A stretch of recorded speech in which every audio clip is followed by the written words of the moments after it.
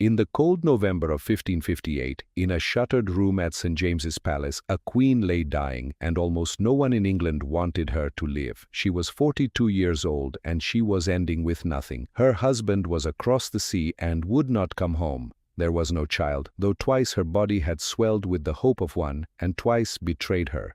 Only weeks before, she had lost Calais, the last of England on French soil, held for more than 200 years, and a chronicler would later claim she said they would find the word graven upon her heart, though whether she ever spoke it, no one can say. And beyond her window, in the market squares of her kingdom, the fires were still burning. For this is the thing no sorrow can be allowed to hide. In not quite 4 years, this queen had sent nearly 300 of her own subjects, bishops and weavers, old men and young mothers, to be chained to stakes and burned alive for refusing her faith. That horror was real. It was hers. And it is why 4 centuries later, her name is still a thing that children dare each other to whisper into a darkened glass.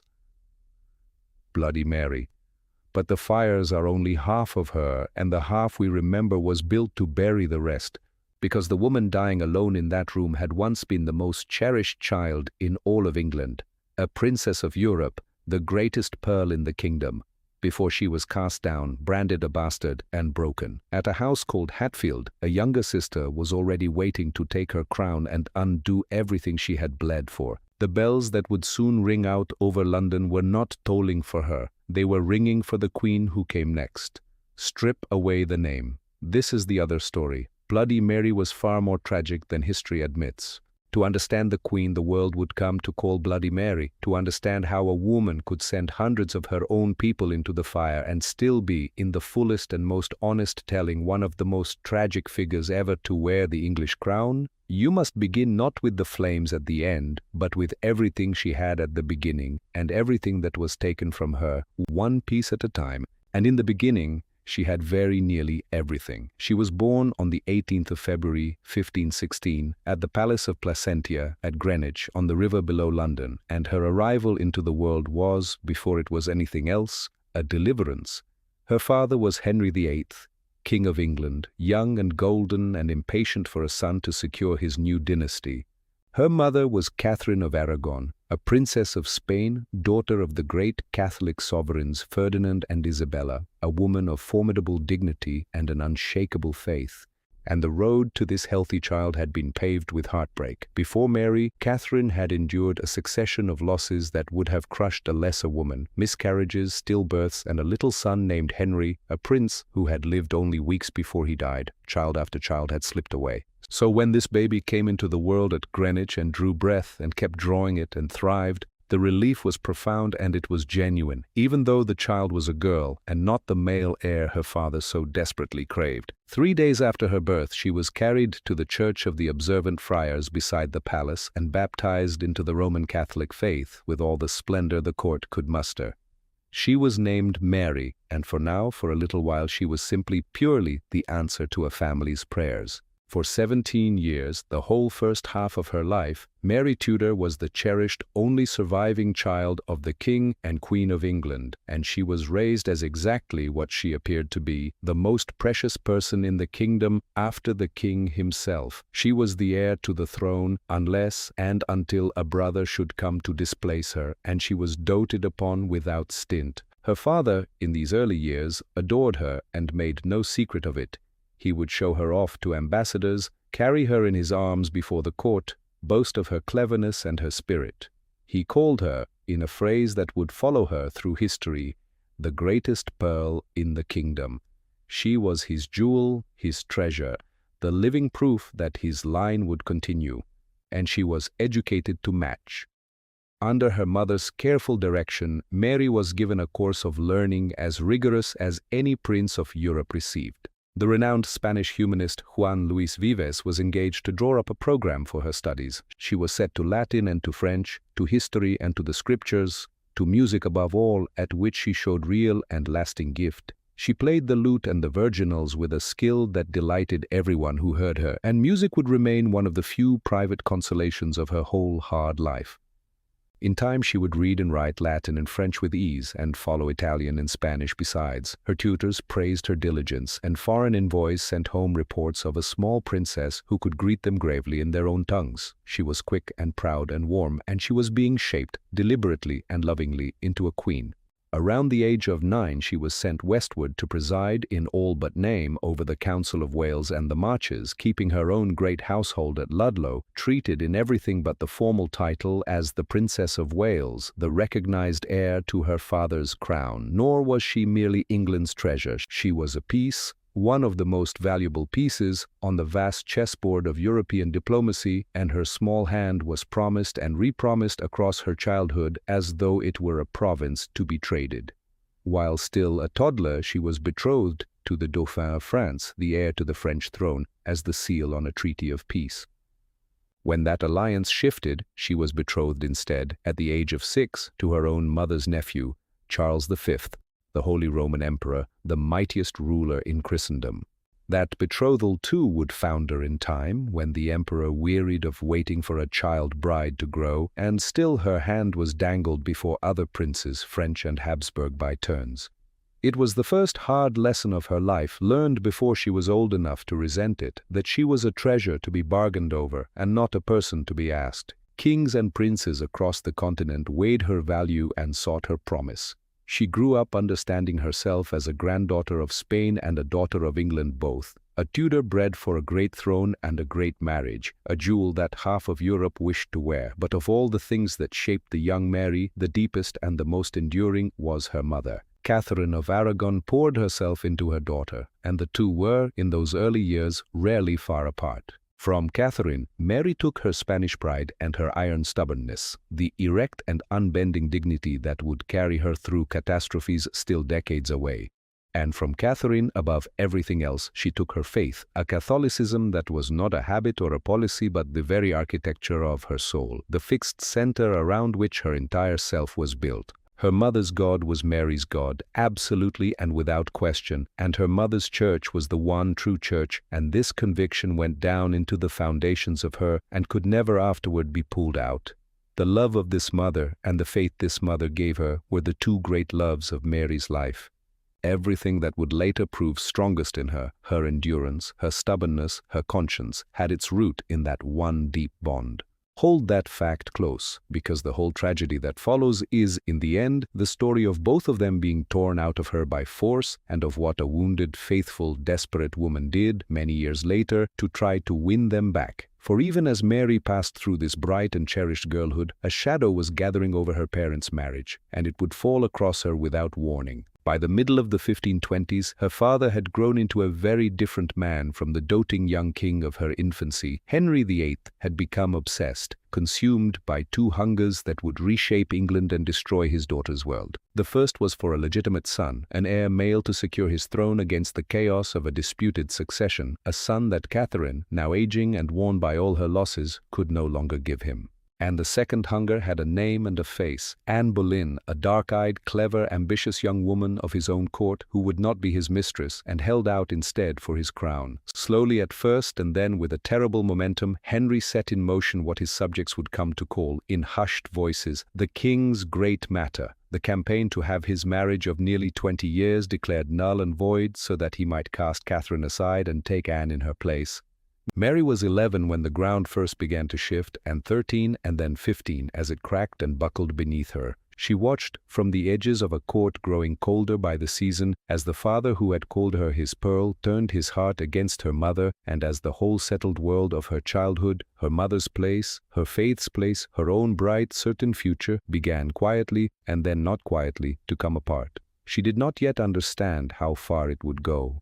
She could not have known that the great matter would not merely change her father's wife, but would break England from the Church of Rome, drive her mother into lonely exile and an early grave, and reach at last into the cradle to unmake Mary herself, to strip away her name, her rank, and her legitimacy, and leave the greatest pearl in the kingdom a bastard in a stranger's house.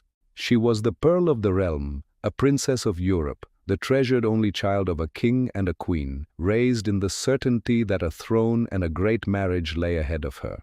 She had a father who called her his greatest jewel and a mother she loved above everything on earth. And within a few short years she would lose all of it. For her father had set his heart on another woman, and on the son he was sure that woman would give him, and to have them he was prepared to do a thing no king of England had ever done. He would defy the Pope, break his kingdom away from the Church of Rome that Mary's mother held holy, and declare that his marriage to Catherine of Aragon had never been a marriage at all. And if that marriage had never existed, then the cherished daughter of it was no princess, she was a bastard. The woman who would set all of this in motion, the woman for whom Mary's mother would be cast aside and Mary herself unmade, was already at the king's side. Dark-eyed and clever and hated, her name was Anne Boleyn.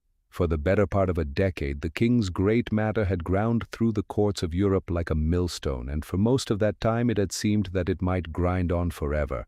Henry VIII wanted his 18-year marriage to Catherine of Aragon dissolved. The Pope, hemmed in and pressured by Catherine's own nephew, the Emperor Charles V, would not dissolve it. And between the two of them the question hung, unresolved, year after year. But by the early 1530s, the king had stopped waiting.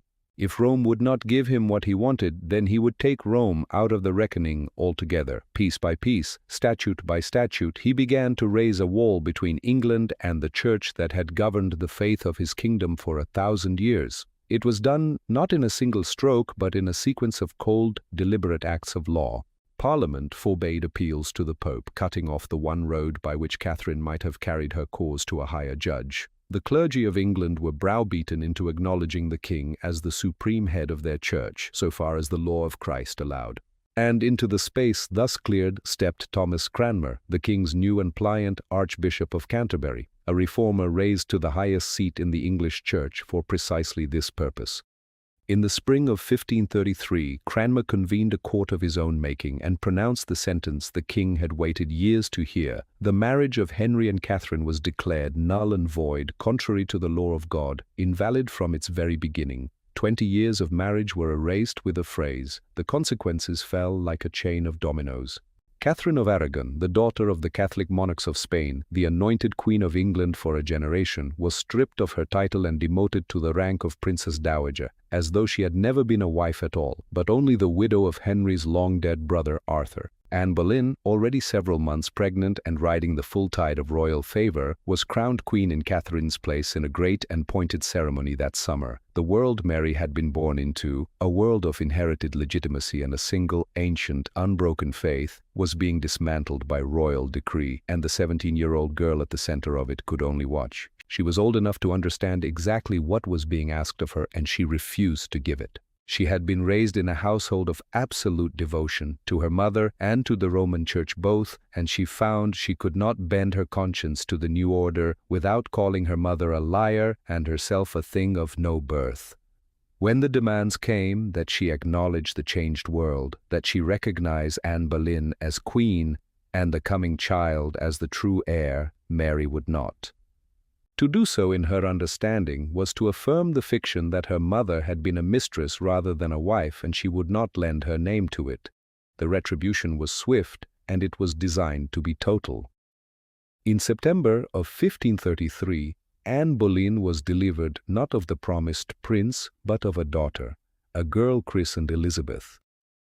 The disappointment was real, but the law moved regardless. By the terms of the First Succession Act of 1534, the crown of England was settled upon the children of Henry and Anne, upon the infant Elizabeth first among them, and Mary, the king's firstborn, the cherished heir of 17 years, was formally declared illegitimate and struck from the line of succession. Overnight, the greatest pearl in the kingdom became merely the Lady Mary, a title that landed on her like a demotion and a slur in one. Her separate household, the small court that had marked her out as a princess, was broken up and dissolved. Her servants were dispersed, and the governess who had raised her, whom she loved almost as a second mother, Margaret Pole, Countess of Salisbury, was dismissed from her service and sent away. Mary was not merely cast down a rung, she was, so far as the machinery of the state could manage it, erased. Then came the cruelest refinement of the punishment. In December of 1533, the girl who had once presided over her own household in the Welsh marches, who had been courted by emperors and called a princess of Europe, was sent to join the household of the infant who had replaced her. She was dispatched to Hatfield to attend upon the baby Elizabeth, required to live beneath her half-sister's roof, denied the title of princess, her jewels and her precedence stripped away, placed under the supervision of Anne Boleyn's own aunt, Lady Shelton, who had charge of the nursery. It was the fall in its most concentrated and deliberate form. The displaced heir made a servant in the house of the child who had supplanted her. And still she would not perform the part they had written for her. The record of these months is a record of small, stubborn defiances. Mary refused to acknowledge Elizabeth as princess, insisting there was only one princess in England and that she herself was she.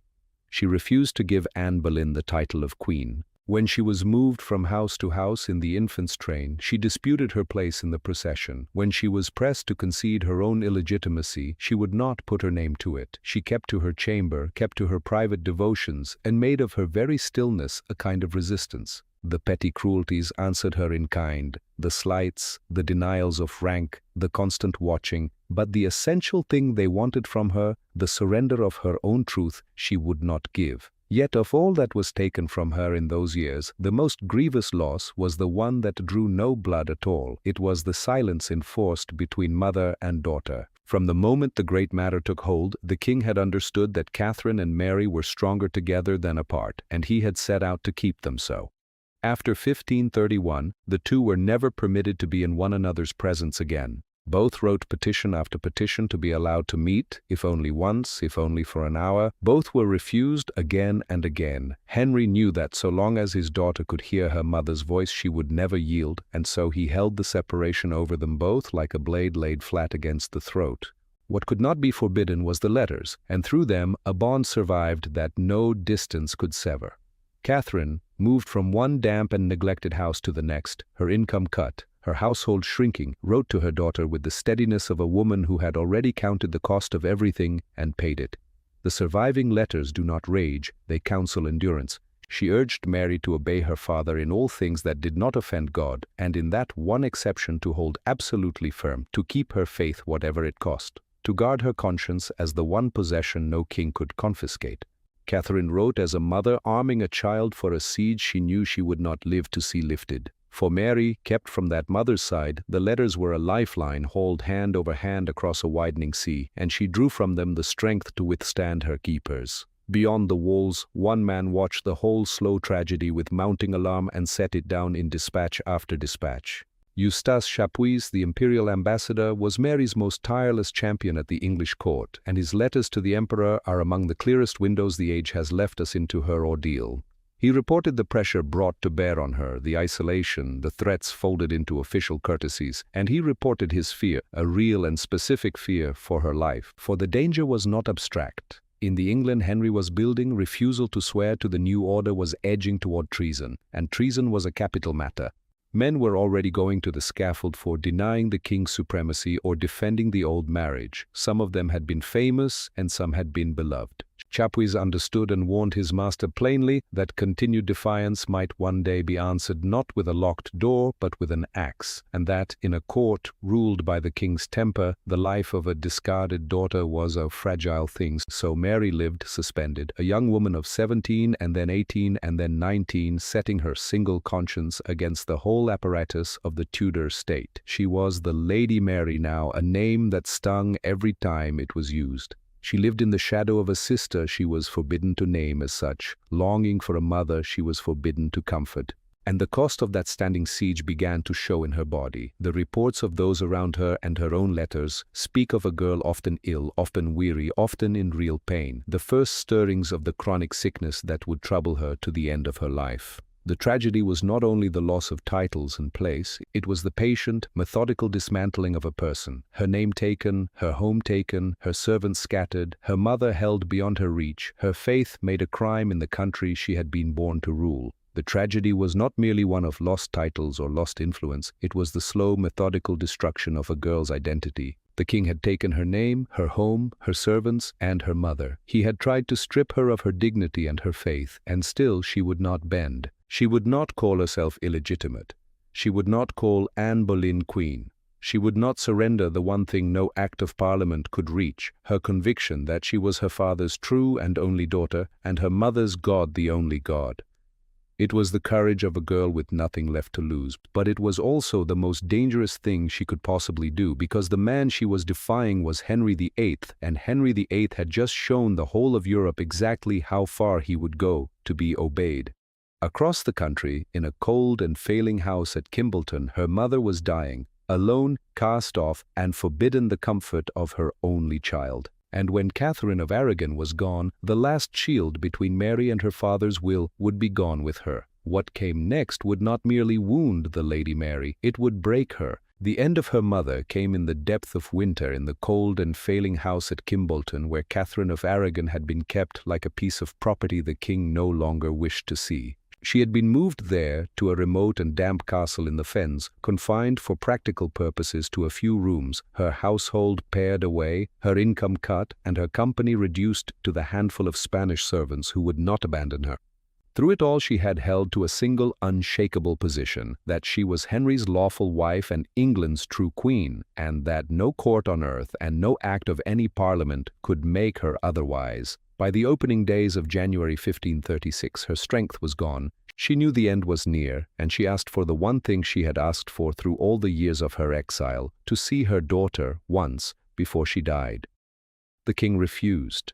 The imperial ambassador, Eustace Chapuis, was permitted to ride to Kimbleton and sit briefly at her side in those last days. Her own child was not. Even at the very threshold of death, Henry would not unlock the door between them. On the 7th of January 1536, Catherine of Aragon died, steadfast to the last. She was carried in time to a tomb at Peterborough, buried with the honors of a princess dowager rather than a queen, a final insistence in stone upon the lie she had spent her life denying. Mary, 20 years old, was left in her own household, forbidden to travel to the deathbed, forbidden to attend the funeral, forbidden even to close her mother's eyes. The record of those around her describes a young woman nearly prostrated by the loss. It was the first thing taken from her that could never by any turn of fortune be given back. She had endured the years of humiliation on the strength of a hope that somehow, someday, she and her mother would be together again, and now that hope was buried in the fens. The one unbreakable love of Mary's life had ended with a locked door between them. And then, with a speed that must have seemed to the whole court like the hand of Providence, the woman who had replaced Catherine was herself destroyed. Anne Boleyn had failed to give the king his son. She had borne a daughter and then miscarried a boy, and the favor that had raised her drained away as swiftly as it had come. In May of 1536 she was arrested, carried to the Tower, and tried on charges of adultery, incest, and treason, accusations that the evidence has never supported and that almost every historian since has judged to be fabrications, assembled to be rid of her. On the 19th of May, Anne Boleyn was beheaded within the walls of the Tower. Within days the king was betrothed to Jane Seymour, and within a fortnight he had married her. To Mary and to the many who had suffered for Catherine's cause, it seemed that the great obstacle had been swept away, and that the king's eldest daughter must now be restored to her rightful place. They could not have been more mistaken. Henry did not want a chastened favorite back at his side. He wanted obedience, absolute and on the record. He had a new wife who might yet give him a son, and he had no intention of allowing a defiant elder daughter to stand as a rival claim to whatever child might come. Anne Boleyn's death did not lift the pressure from Mary, it concentrated it. With the Boleyn faction gone and the excuse of Anne's malice removed, the full weight of the king's government turned upon the 20-year-old for one purpose: to force her, at last, to submit. Through the spring and summer of 1536, she was worked upon without mercy in a campaign of calculated attrition. She was kept isolated and watched, her correspondence intercepted, her few friends held at a distance, her every word carried back to the men who governed the king's business. The signal reached her by every channel it could take, that others had gone to the block for setting their conscience against the king, and that the charge of treason could stretch, if the king willed it, even to his own blood. This was not the language of metaphor. The scaffolds had been busy. The king had shown Europe how far he would go. Under the strain, Mary's health, never robust, gave way. She was seized by the long, punishing bouts of illness that would recur for the rest of her life, the pains and disorders that terror and grief now sharpened into something chronic. The commissioners sent to work upon her were without pity, and the dispatches of the time capture their temper starkly. Chapuis recorded that one of the councillors pressing her swore that, were she his own daughter, he would beat her head against a wall until it was as soft as a baked apple. She was ill, she was alone, and she was afraid. The men driving the pressure were led by Thomas Cromwell, the king's chief minister, and what they demanded was not a private change of heart, but a public, written surrender. A commission was sent to confront her. She was presented with a set of articles and told, in effect, that her life and the safety of those who served her hung upon her signature. Even the allies who loved her counseled surrender. Chapuis, who had championed her for years, and her cousin the Emperor Charles V, the most powerful man in Christendom, sent the same hard message through diplomatic channels. Yield, sign, save your life, for a dead daughter can restore nothing.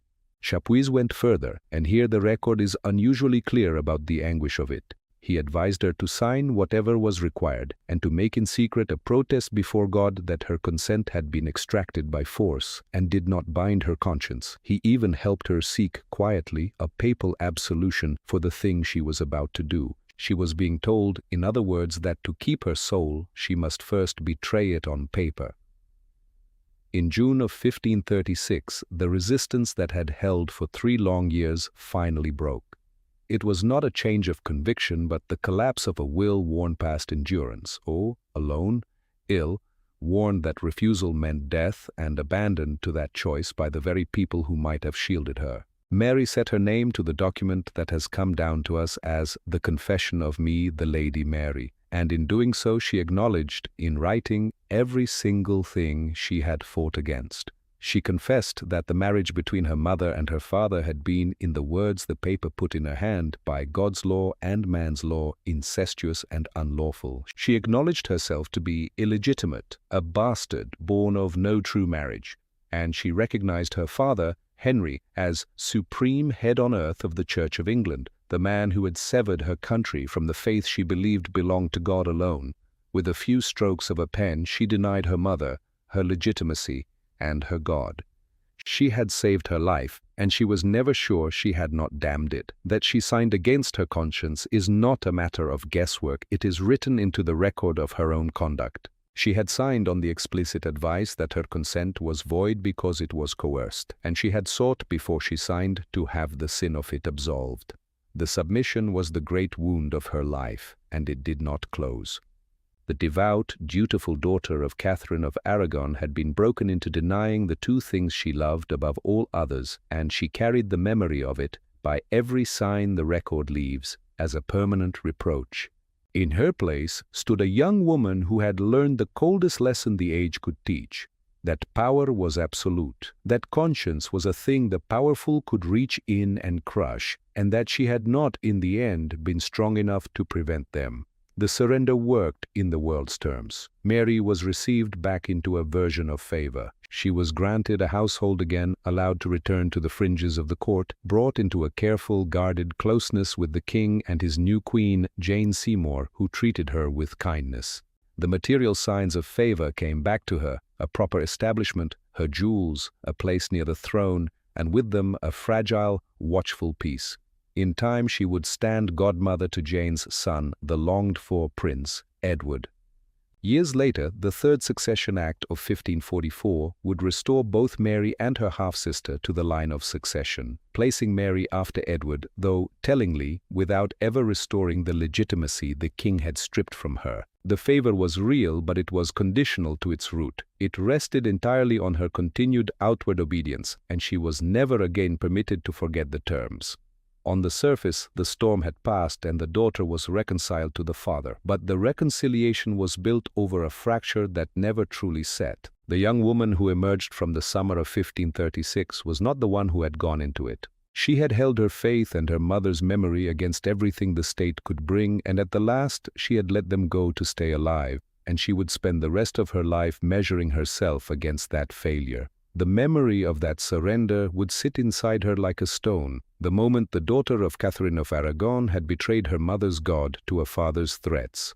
If she ever again had the power to choose, she would not choose survival. She would choose her faith, whatever it cost her, or whatever it cost anyone else. And that vow, made in the ruins of her broken conscience, at the age of 20, would one day light the fires that gave her her terrible name. But first she had to survive her father and then her brother. For Henry VIII would soon be dead, and the England he left behind would pass into the hands of a boy, a fierce young Protestant king who would set out to strip the old faith from the land root and branch, and who would come in time for the one thing his half-sister had left, her forbidden Mass. The death of Henry VIII in January of 1547 did not bring his eldest daughter peace. It cleared the stage for a new assault upon the world she held dear, more thorough and more radical than anything her father had attempted. The crown passed to her half-brother, Edward, a boy of 9, a pale, precocious, formidably clever child who had been raised from the cradle in the stark light of the new evangelical faith. Henry had broken with the Pope, but he had kept much of the old religion intact. The Mass, the ceremonies, the shape of Catholic worship survived his schism.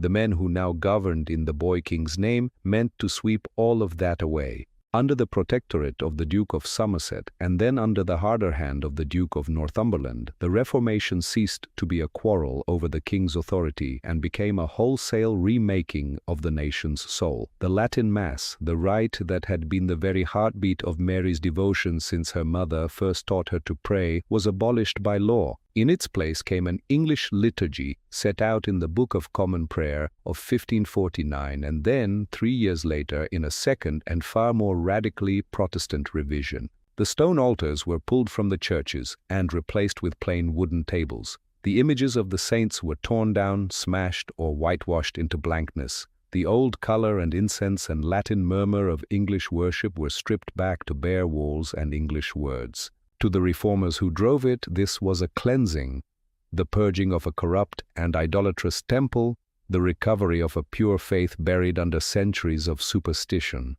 To Mary it was desecration. It was the annihilation of the one thing that had remained constant through every loss of her life, and it was precisely the thing she had betrayed her mother's memory to permit back in 1536, now carried to its absolute end. But the girl who had broken under her father was not the woman who now faced her brother's government. The years between had hardened her resolve into something like iron. In 1536 she had been frightened into surrender. She had signed away her faith to save her neck, and she had never forgiven herself for it. She would not do it a second time. When the new laws against the Mass began to bite, Mary did not retreat into private silence. She did the most dangerous thing available to her. She kept the old faith openly, defiantly, in her own household, as though the edicts of the council did not exist. She kept her chaplains. She heard Mass daily, and she let the whole country see that there remained one great house in England where the ancient rite still stood. Where once she had traded her faith for her safety, now she staked her safety on her faith. It brought her into direct and grinding collision with the government in London. The council could not ignore a member of the royal family flouting the law in the open, least of all one who was, under her father's own will, heir to the throne should Edward die childless. They pressed her without let-up. Her chaplains were summoned to answer for saying the forbidden Mass. Her household officers were threatened with the full reach of the law. Letters arrived that wore the courtesy of requests and carried the force of commands, demanding that she conform to her brother's prayer book and submit to her brother's authority in religion. Mary met them with a cold, formal, immovable dignity. She rested her whole case on the promise she said had been given her and on the rights her father's will had left her, and she would not move an inch. When she was summoned before the council and the young king himself, she made it plain that her soul was her own and God's, and that she would sooner suffer anything they could impose than change the faith she had been born and bred in.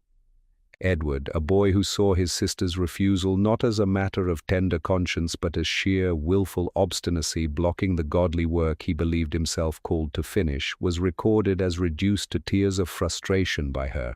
He wept, and still she would not yield. Her survival through these years rested on a single, formidable protection, and everyone in England knew it. Mary's cousin was Charles V, Holy Roman Emperor, ruler of Spain and the Low Countries and a New World Empire, the most powerful monarch in Christendom, and he had made it quietly, unmistakably clear that he would regard any real violence to Mary or any absolute prohibition of her Mass as an injury to his own house. It was an extraordinary position for the daughter of a king of England to occupy, shielded from her own government by the threat of a foreign army, her private chapel guarded by the shadow of invasion. The council pushed as hard as it dared and then, again and again, drew back from the brink, unwilling to hand the emperor a cause for war. Even so, the pressure reached a point in 1550 where Mary believed the walls were finally closing in for good. Convinced that she would soon be forced to choose between the scaffold and the total abandonment of her faith, she laid plans to escape England altogether, to slip away to the coast of Essex and be carried across the sea by imperial ships sent secretly for the purpose to throw herself on the mercy of the emperor's court and live out her exile there.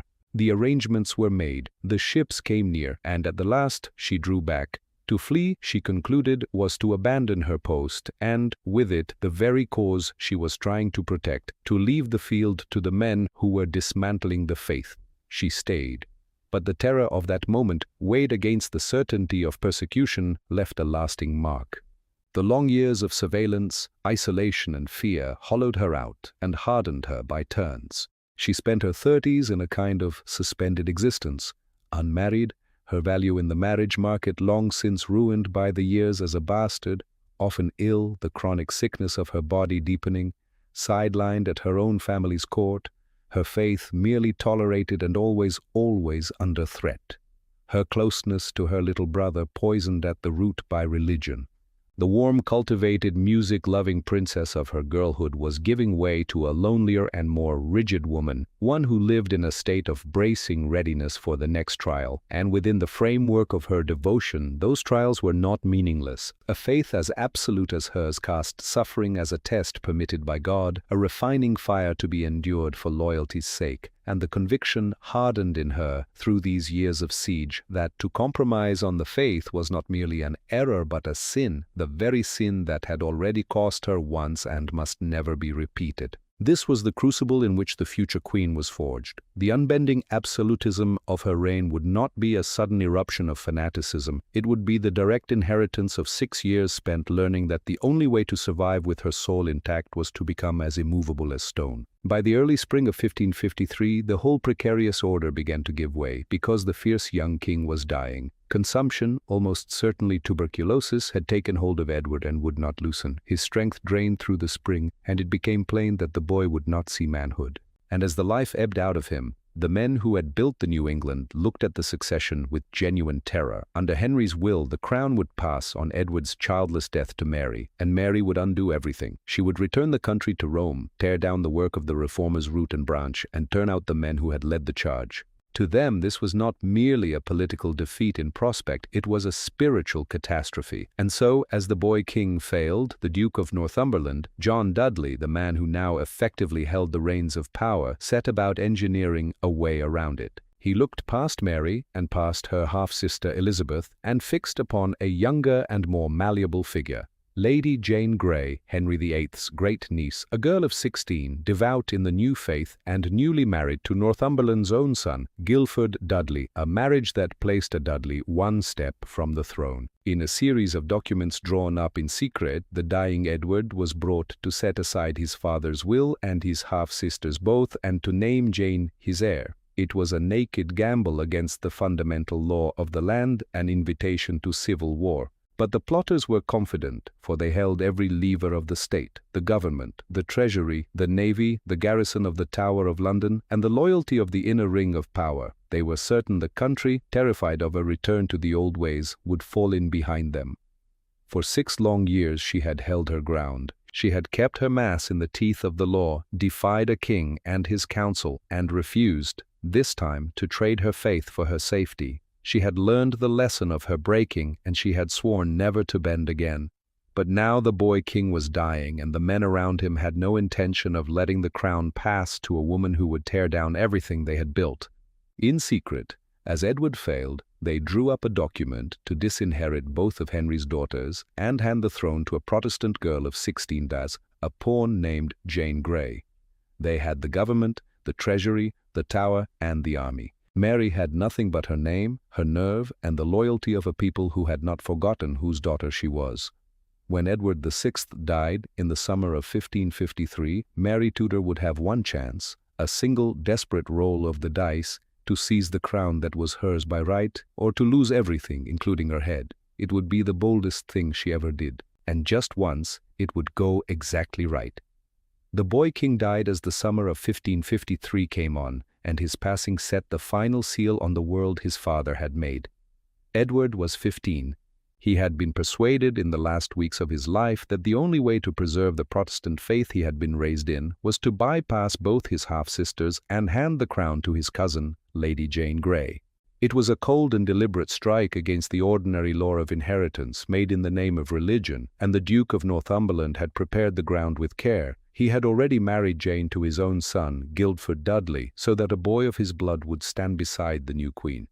As Edward's breath failed on the 6th of July, the machinery of the state swung toward a single object to ensure that Mary never reached the throne. The first move was to take her. A summons went out under the dying king's seal, calling Mary toward London on the pretext that her brother wished to see her, intending to draw her into the heart of the capital where she could be seized and shut away. But the instinct of the hunted, sharpened by 20 years of watching and being watched, did not fail her. Warned in time, the message reached her as she traveled south. Mary understood the summons for the snare it was. She did not ride into the trap, and she did not take the other path open to her, the long, uncertain flight across the sea to the Emperor's lands. She turned instead and rode hard north and east into the one part of England that was most truly hers, the great Tudor estates of East Anglia, where her name still carried the old weight. She reached Kenninghall in Norfolk, and from there moved to the mighty stone fortress of Framlingham in Suffolk, a place that was home and stronghold at once. And there, in the quiet of the East Anglian countryside, the legend of the broken, cowering woman shattered for good. Mary did not wait for the crown to be carried to her. She reached out and seized it. From Kenninghall she wrote directly to the Privy Council in London, addressing them not as a suppliant but as their sovereign, declaring that the crown was hers by right and by her father's own law, and commanding them to proclaim her queen.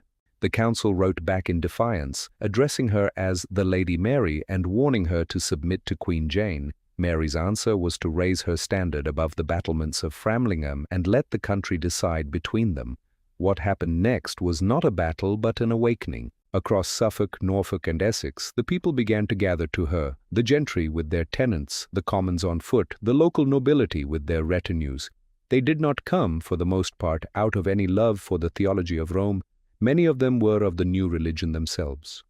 They came because Mary was the daughter of Henry VIII, the true and lawful heir by every reckoning the ordinary Englishman understood, and because the raw, visceral sense of rightful succession ran deeper than any document Northumberland could draft. The tide swelled by the hour. Men rode in from the market towns and the villages bearing whatever arms they had. The local magnates declared for her one after another. When a squadron of royal warships sent to patrol the Norfolk coast and cut off her escape was driven by foul weather into Yarmouth, their own crews mutinied, turned on their officers, and declared for Mary, bringing their heavy guns ashore into her camp. It was a genuine popular rising in her favor, spontaneous and overwhelming, and it settled the matter. For Northumberland, everything now unraveled at once.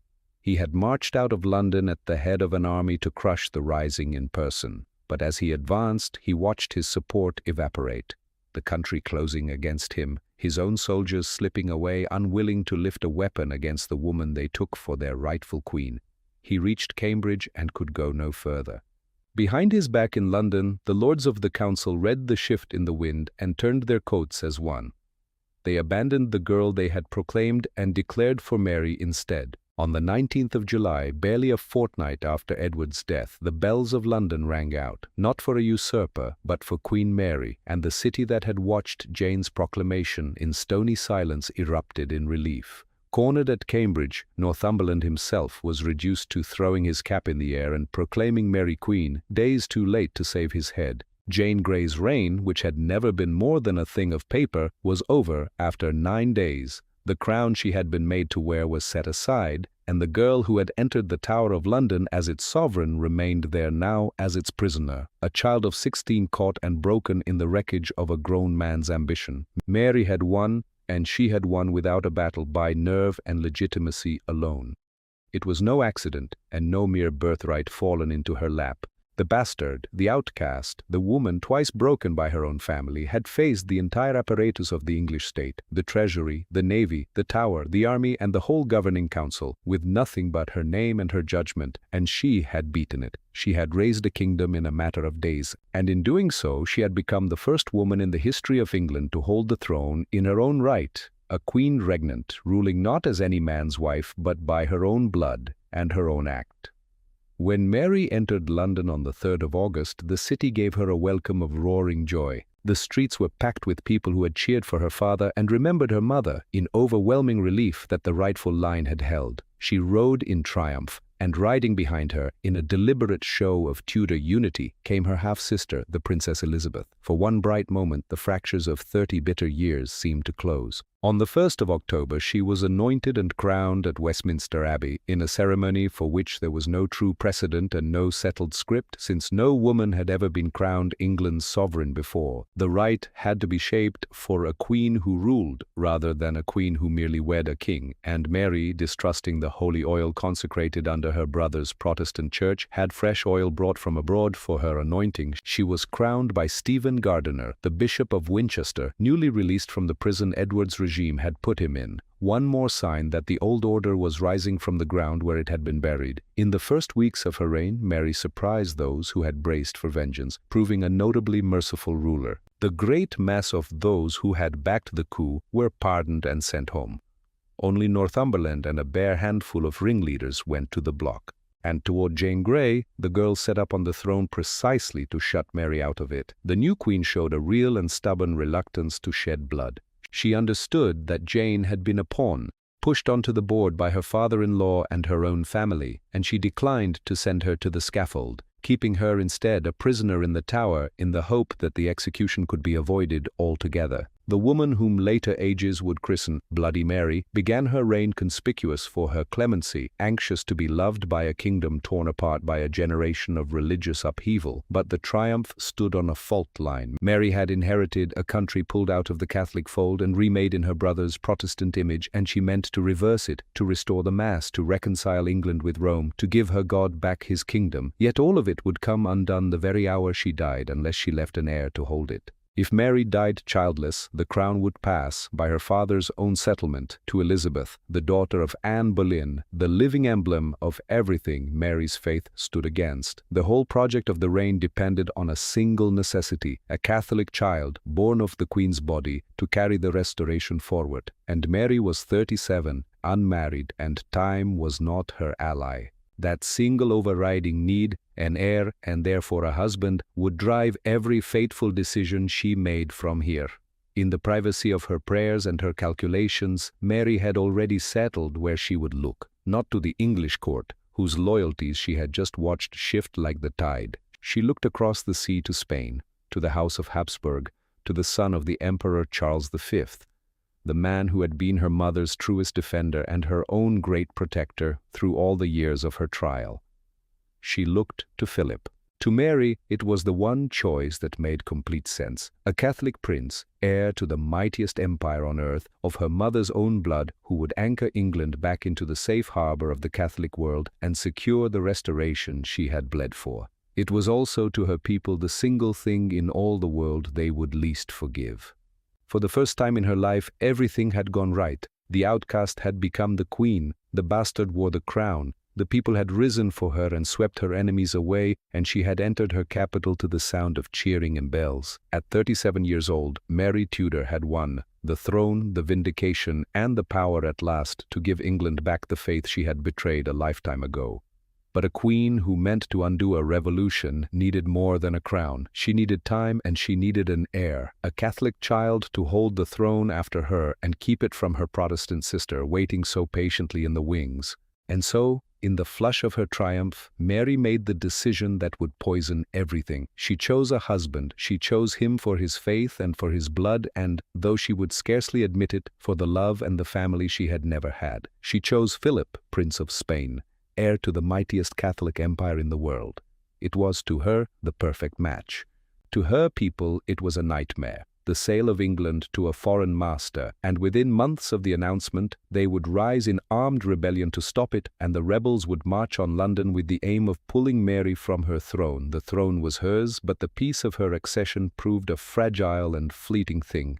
Mary had restored the ancient rights with a speed that startled her subjects, yet the deeper design of her reign, the marriage by which she meant to seal her dynasty and her faith, was already fracturing the loyalty she had so recently won. She had looked across the sea to the House of Habsburg, to Philip of Spain, the son of her cousin, the Emperor. To Mary, the choice was self-evident. Philip was the prince of the most powerful Catholic empire on earth, heir to Spain, to the Low Countries, and to a new world of silver and dominion. His hand would anchor England to the Church of Rome, secure the restoration she had spent her life defending, and give her the partner she needed to carry the work forward. But to the men who governed her kingdom and to the people beyond them, the prospect was a nightmare. They saw in Philip not a protector, but a master. The fear was concrete and widely shared. England was a small and inward-looking realm, and the dread was that it would be swallowed into the vast imperial machinery of Spain, its treasure drained to pay for Habsburg wars in Italy and the Netherlands, its independence mortgaged, its crown one day worn by a foreign prince who cared nothing for it. Mary's own council pleaded with her to look closer to home. Her Lord Chancellor, Stephen Gardiner, and a great part of her commons begged her to take an English husband instead, and they had a candidate ready in Edward Courtenay, Earl of Devon, a young nobleman of royal descent whom they thought fit to stand beside her. When a deputation of the commons came formally to press her to marry within the realm, Mary rebuffed them with unmistakable firmness. The choice of a husband was the sovereign's own, and she would not be dictated to in it by her subjects. For the first time she was truly testing the weight of her authority as the first queen regnant England had ever known, and she would not be moved. She was Catherine of Aragon's daughter, and she was certain she understood her own duty better than the men who surrounded her. She did allow her negotiators, working with the imperial ambassador Simon Renard, to draft a marriage treaty of extraordinary caution, a document built to soothe the nation's fears. Its terms were remarkably favorable to England. Philip would carry the title of king, but he would have no independent power to govern. He could not appoint foreigners to English office, he could not draw England into the wars of his father's empire, and he could not inherit the crown should Mary die without a child. The treaty looked even to the succession beyond them. A child of the marriage would inherit not only England but the Low Countries and the old Burgundian lands, while Spain itself was to pass to Philip's son by an earlier marriage, and if Mary died first and childless, Philip's connection to England ended entirely. The realm's laws, its liberties and its independence were all hedged about with careful guarantees. It was, on paper, a treaty designed to make a Spanish marriage safe. But paper could not reach the dread that had taken root in the country, and in the cold, wet January of 1554 that dread boiled over into open revolt. The rising was meant to be fourfold, coordinated across the shires, in Devon, in the Welsh Marches, in the Midlands, and in Kent, but 3 of the 4 collapsed almost before they began, betrayed or bungled, leaving a single serious threat. In Kent, Sir Thomas Wyatt the Younger raised his standard and called the county to arms against the Spanish marriage. He gathered several thousand men with alarming speed. Wyatt proclaimed that he moved against the marriage and not against the Queen's person. But the inner logic of the rebellion pointed unmistakably at her throne and very possibly at deposing Mary in favor of her sister Elizabeth, married off to an Englishman of the rebels' choosing. When a royal force under the aged Duke of Norfolk was sent to break him, the white-coated companies of the London-trained bands in the vanguard went over to Wyatt en masse at Rochester Bridge, crying out for him, and Norfolk's command dissolved beneath him. Emboldened, Wyatt marched on London itself, and by the first days of February his men stood on the south bank of the Thames at Southwark, staring across the water at the capital. For a few days the reign of England's first queen hung by a thread. Her advisers were frantic, and their counsel was flighty to withdraw behind the walls of Windsor or take ship and save her life while the capital was abandoned to the rebels. But Mary, the woman who had once stood alone against her own father's will and later staked everything on a gallop into East Anglia, would not run. On the 1st of February, she went in person into the city, to the Guildhall, and stood before the assembled citizens of London to speak for her crown. It was the defining public moment of her political life. She reminded them that she was their anointed queen, that at her coronation she had been wedded to the realm itself and wore its ring upon her hand still, and that she loved her people with the love a mother bears her children. She had no child of her own body, she told them, and so she had poured that love upon her subjects, and she pledged to stand with them and fight, and asked only their loyalty in return. It was courage made into words, and it worked. The citizens rallied to her. When Wyatt's men at last reached the river, they found London Bridge held against them, and its drawbridge raised. Forced to march miles upstream to cross at Kingston and come at the city from the west, they arrived exhausted, and the capital held its nerve. Wyatt was checked at Ludgate, his force broke apart along the western streets, and at Temple Bar he surrendered. Mary had saved herself once again by sheer nerve. But the victory left a deep and jagged scar upon the regime, and it is here that the merciful queen of the accession begins to harden into something colder. The rebellion had frightened her badly, and fear reshaped the government's hand. The reprisals were real. Some 90 of the rebels were hanged, their bodies left on gibbets through the city as a warning. And in the shadow of the revolt fell the most tragic of all its casualties. Lady Jane Grey, the blameless girl who had been used as a pawn to steal Mary's throne, and whom Mary had wanted so much to spare, was now judged too dangerous to leave alive, the more so because her own father had thrown himself into Wyatt's rising. On the 12th of February 1554, the 9 days queen and her young husband were beheaded within the walls of the Tower. Mary had held out against that execution for 7 months. The rebellion took the choice from her, and suspicion now fell hard upon Elizabeth. The princess was brought under guard to the Tower, interrogated and held for weeks within sight of the same scaffold, suspected of complicity in Wyatt's plot, though no evidence against her could ever be found. Wyatt himself, standing on the scaffold before his execution that April, publicly cleared her of any part in the rising. In the end, Mary, lacking proof and perhaps lacking the will to send her own sister to the block, spared her. But the last warmth between them was gone, and the court settled into an atmosphere of surveillance and grim defensive statecraft. The machinery of suspicion and death had begun quietly to turn. With the rebellion crushed and the danger contained, the marriage that had provoked it went forward. Philip landed at Southampton in July, and on the 25th of that month in Winchester Cathedral, the union was solemnized with all the splendor the two courts could summon.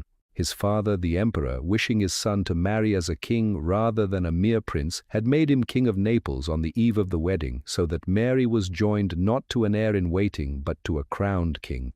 Gardiner performed the ceremony beneath the great vaults, amid Spanish gold and English pageantry. The splendor, though, sat uneasily on a suspicious country. The great train of Spanish grandees who came in Philip's retinue found England cold and unwelcoming, and within weeks the streets saw brawls between Spanish and English servants. Philip, for his part, set himself to be agreeable, scattering pensions among Mary's counselors and keeping his private reservations carefully hidden. Mary was 38 years old, and by every account that survives, she was deeply, unreservedly in love with her husband. She saw in him the answer to the prayers of a lifetime, a king at her side, a protector, and the vessel for the Catholic heir who would secure everything she had fought for. Philip, 11 years her junior at 27, regarded the marriage as an act of cold dynastic policy and nothing more. He was correct, he was courteous, he was dutiful, and he was privately thoroughly detached. But Mary, carried by the force of her own long-starved longing, saw only the husband she had prayed for, and by every sign she believed that the desolate years of the bastard, the outcast, and the forgotten daughter were finally behind her. She had faced down a rebellion, married the man she loved, and given England a Catholic king. And now, at 38 years old, after a lifetime of loss, Mary believed she had been granted the one thing she wanted more than her crown. Her body was changing. Her physicians were consulted, her women whispered, and the Queen, radiant, let herself believe that God had at last answered her, that she was carrying a child, the Catholic heir who would secure everything, the son who would keep England's soul safe from her Protestant sister forever. Across the kingdom, prayers were ordered for the Queen's safe delivery. In the spring, letters were made ready to announce the birth of a prince. The chambers were prepared, the cradle made, the nurses hired. Mary withdrew into her confinement to wait for the child that would crown her whole tragic life with joy. And she waited, and the weeks passed, and then the months passed, and no child ever came. The autumn of 1554 brought the Queen the one change she had prayed for across the whole length of her life. Mary was 38 years old, a woman whose body had been worn by decades of anxiety, disappointment, and uncertain health, and by the grinding weight of a crown she had never been raised to expect. Now the reports from her physicians were steady and joyous. The Queen was with child. Her monthly courses had ceased. Her waist began to thicken and then to swell. Her breasts changed, and by the turn of the year she believed she felt the quickening, the first stir of life moving within her. To the court it seemed that the last piece of the new reign had fallen into place. The marriage to Philip, so bitterly opposed and so heavy with the suspicion of her subjects, was about to be justified by the one argument that could silence every doubt at a stroke: an heir of her own body, a Catholic prince to inherit the throne and to keep it after her from her Protestant sister. For Mary this was never merely a matter of dynasty, though the dynasty needed it with a desperate urgency. It was the culmination of everything that had been taken from her.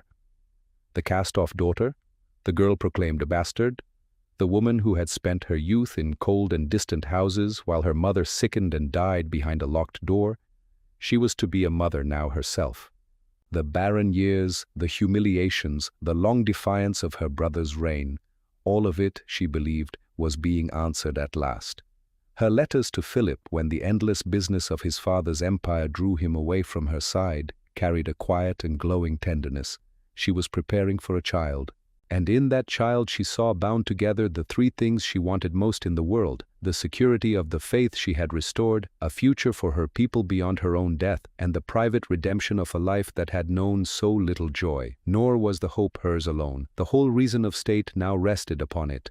An heir of Mary's body would settle the succession in the Catholic line and cut off her Protestant half-sister, waiting at Hatfield, from the throne forever. It would justify the hated Spanish marriage to the men who had opposed it, and it would knit England, through the child, into the Habsburg dynasty that ruled half of Europe. So the news was received far beyond the walls of the court. Services of thanksgiving were sung. The word was carried across the sea to Brussels and to Rome, where the Queen's cousin, the Emperor, and the Pope alike looked to a Catholic Prince of England as the seal upon the whole reconciliation. By the close of 1554 it seemed to everyone who wished the reign well that God had at last set his hand to Mary's cause, and that the proof of it was growing quietly and daily within her. By the spring of 1555 the great apparatus of a royal birth was in motion. In April, Mary withdrew to Hampton Court and entered the ritual seclusion of the lying-in chamber, the shuttered and tapestried room in which a Queen of England was expected to wait out the last weeks before her delivery. A cradle was made ready, richly carved, and set waiting in the corner. Rockers and nurses were appointed, their households already ordered around the coming of a prince. Proclamations were drafted to announce the birth to the courts of Europe. The ink dry, but the day left blank, waiting only for the child's first cry to be filled in and sent galloping to the far corners of the kingdom and the continent. Across England, in every parish, prayers were said for the Queen's safe delivery. The whole of Christendom had been told that Mary Tudor would bear a child that spring, and the whole of Christendom watched to see it come. The anticipation ran high enough that at the end of April a rumor swept through London that the Queen had already been delivered of a son. For a few hours the city gave itself over to joy. Bells rang out across the capital, bonfires were lit in the streets, and men drank the health of a prince who did not exist. Then the report was denied and the bells fell silent, and the celebration curdled into an uneasy quiet. In her chamber, the Queen waited on, her body still swollen, still firm in its promise, while her physicians began to look at one another with a dawning and unspoken confusion. May passed, and no child came. The date of the birth, once given with such confidence, was quietly moved to June, and then to July, and then to August. Mary kept to her confinement through the long weeks of summer, sitting out the lengthening days behind the shuttered windows, while beyond them a whole kingdom, and the ambassadors of Europe with it, waited and calculated and began to whisper. It was a slow unraveling, and it was an intensely public one. The queen who had staked her reign, her marriage, and her sense of God's favor on this child was made to endure, week after week, the gaze of a court in which hope was hardening into doubt and doubt softening into pity. The most intimate failure a woman could suffer played out before the eyes of the world. Modern eyes, reading the record now, can see a tragedy that no one in the 16th century had the knowledge to name. In all likelihood, Mary was suffering from what medicine now calls pseudocyesis, a phantom pregnancy in which an overwhelming psychological longing for a child produces in the body the true physical signs of one. The swelling, the cessation of the courses, the sensation of movement, every outward mark of a pregnancy that was not there. It is very possible, too, that this longing was compounded by real and serious illness, a growth or a disorder of the body, which later writers have variously supposed a tumor of the ovaries or some other pathology that distended her and disordered her cycle. The precise medical cause cannot now be recovered, but the human truth is plain enough, and it deserves to be met with gravity rather than ridicule. Here was a woman who wanted a child above almost anything the world could offer, whose own body gave her, for month after month, every sign that her prayer had been granted, and then took it all away. By August, the pretense could no longer be sustained. The swelling receded, the signs of pregnancy faded one by one, and the queen, pale and hollow-eyed, had to leave the seclusion of her chamber and return to a world that was no longer waiting for a miracle. There had been no fixed hour of failure, no single moment of loss to be grieved and done with, only the slow, dawning, unbearable recognition that the child everyone had promised was never going to come and had never been there to come at all. The court broke up in a quiet and shamefaced haste. The cradle was put away, the nurses dismissed, the proclamations that were to have announced a prince consigned to the hearth. The damage went far beyond the empty cradle. Mary's prestige had been bound up with the belief that God favored her rule, and that belief was now punctured before the whole of Europe. Her enemies fell upon the moment without mercy. The Protestant exiles who watched from the safety of the continent and the libellers who worked in the shadows at home turned her grief into a weapon. They circulated ballads and pamphlets mocking the barren queen who had been deceived by her own longing, and read in her empty confinement the plain judgment of heaven upon her and her faith. It was a cruelty heaped upon a sorrow, and the film records it as the cruelty it was, not to be joined, but to be named. Philip, for his part, had watched the dream of an English heir dissolve, and with it went the last reason of state that had kept him at his wife's side. He was already turning his gaze back toward the continent, toward the vast dominions his abdicating father was preparing to hand him, and toward the wars and the councils that waited for him there. Within weeks he was arranging his departure from England and from a wife 11 years his senior whom he had married for policy and never wanted. Mary, humiliated before the ambassadors of Europe and the commoners of her own streets, and quietly abandoned by the husband she loved, did not collapse under it. She turned instead, harder than ever, toward the one work that could still, in her own eyes, redeem her reign and win back the favor of the God she believed she had somehow failed. The full and final restoration of the true faith and the rooting out of the heresy she had come to see as the poison standing between England and grace. There was no child. There had never been a child. The swelling that the whole of Europe had taken for an heir faded from her body and left her empty, and the letters that were to have proclaimed a prince were quietly put to the fire. It was perhaps the cruelest thing that had ever happened to her, and a lifetime of cruel things had happened to her. The woman who wanted nothing on this earth so much as a child had been given every sign and sensation of one, for month after hopeful month, and then had it all dissolve into nothing before the eyes of a mocking world. Something in Mary hardened for good after that empty summer. If God had withheld the heir she prayed for, then it could only be because England was not yet cleansed, because the heresy that had poisoned the realm still flourished, unpunished in her own subjects, and offended the heaven she was trying so desperately to please.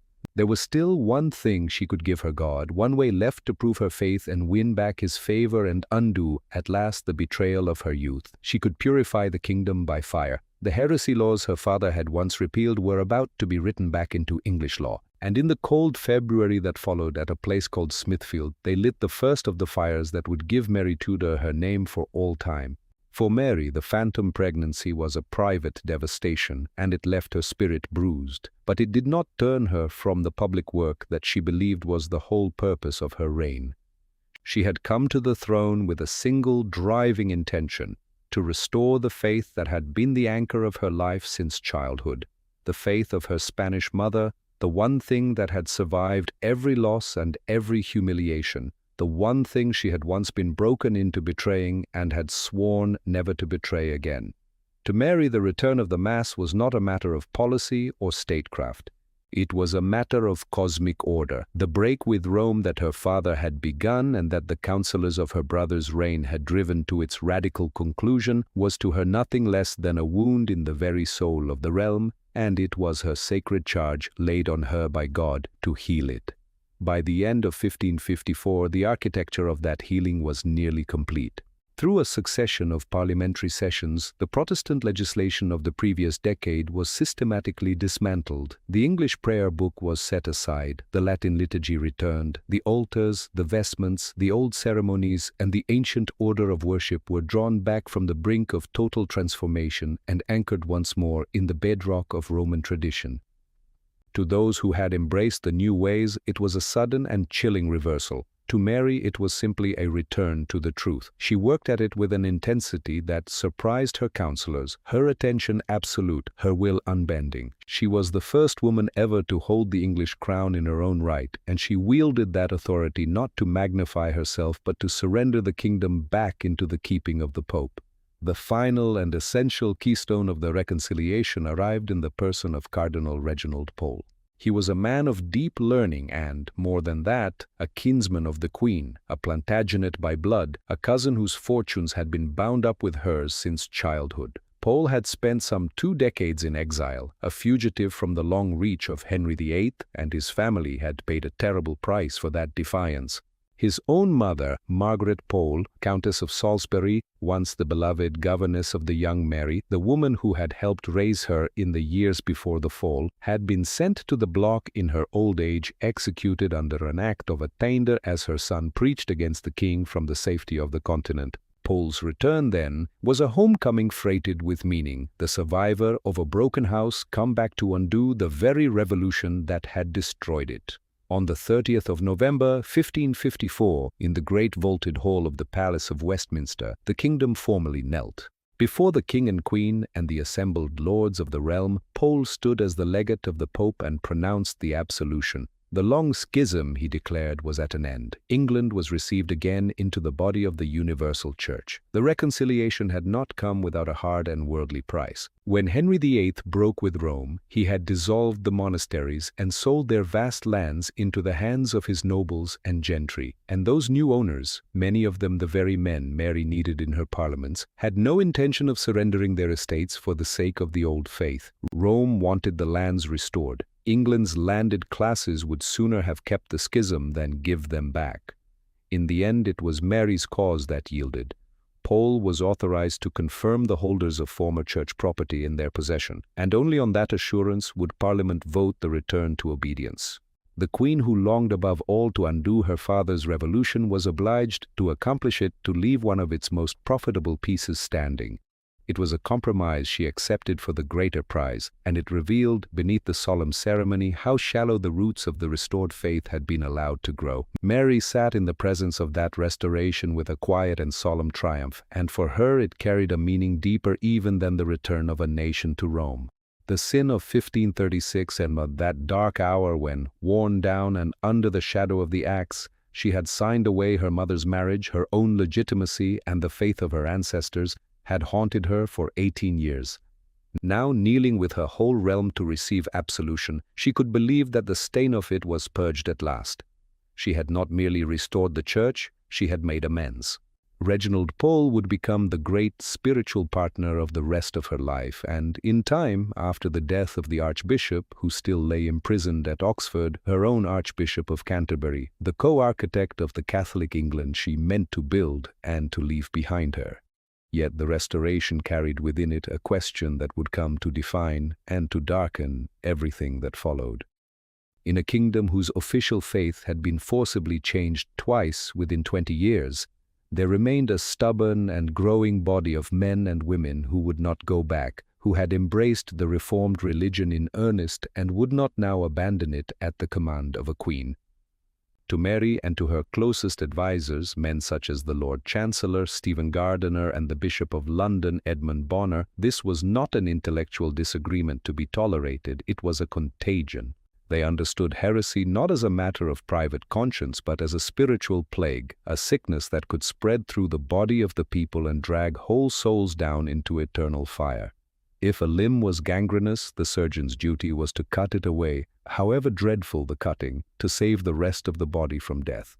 Acting on that conviction, in December of 1554, the Parliament revived the old medieval heresy statutes, the laws under which an obstinate heretic, once condemned by the Church, could be handed over to the secular power and burned. This was the legal engine of everything that came after, and it must be seen clearly for what it was. A deliberate policy, chosen and enacted by Mary and her churchmen, in the sincere and terrible belief that it was both a mercy to the many and a duty owed to heaven. It would be an error to read this only through the lens of a later and more secular age, in which liberty of conscience is held an absolute right. In the 16th century, the first duty of a Christian monarch was widely held to be the protection of the spiritual health of the people. To let heresy flourish unchecked was, in the eyes of church and state alike, to betray that duty and to imperil every soul in the kingdom. That much is context, and context is owed to the truth. But context explains, it does not absolve, and it must not be allowed to soften what was coming. For across the whole of Europe, Catholic and Protestant regimes alike reached for the stake, and burning was the prescribed and customary penalty for the crime they most feared, the ultimate deterrent meant to terrify others out of error and, some believed, to offer the condemned a last chance to recant before the flames and so save the soul even as the body was destroyed. Mary was not an aberration in wishing to punish heresy. In that, she was entirely of her age.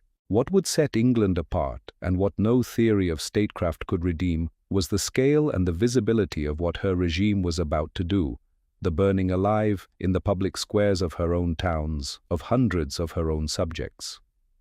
The leading figures of the English Reformation, the men who had championed the prayer book and dismantled the old rites, were already held in the Tower and in other prisons.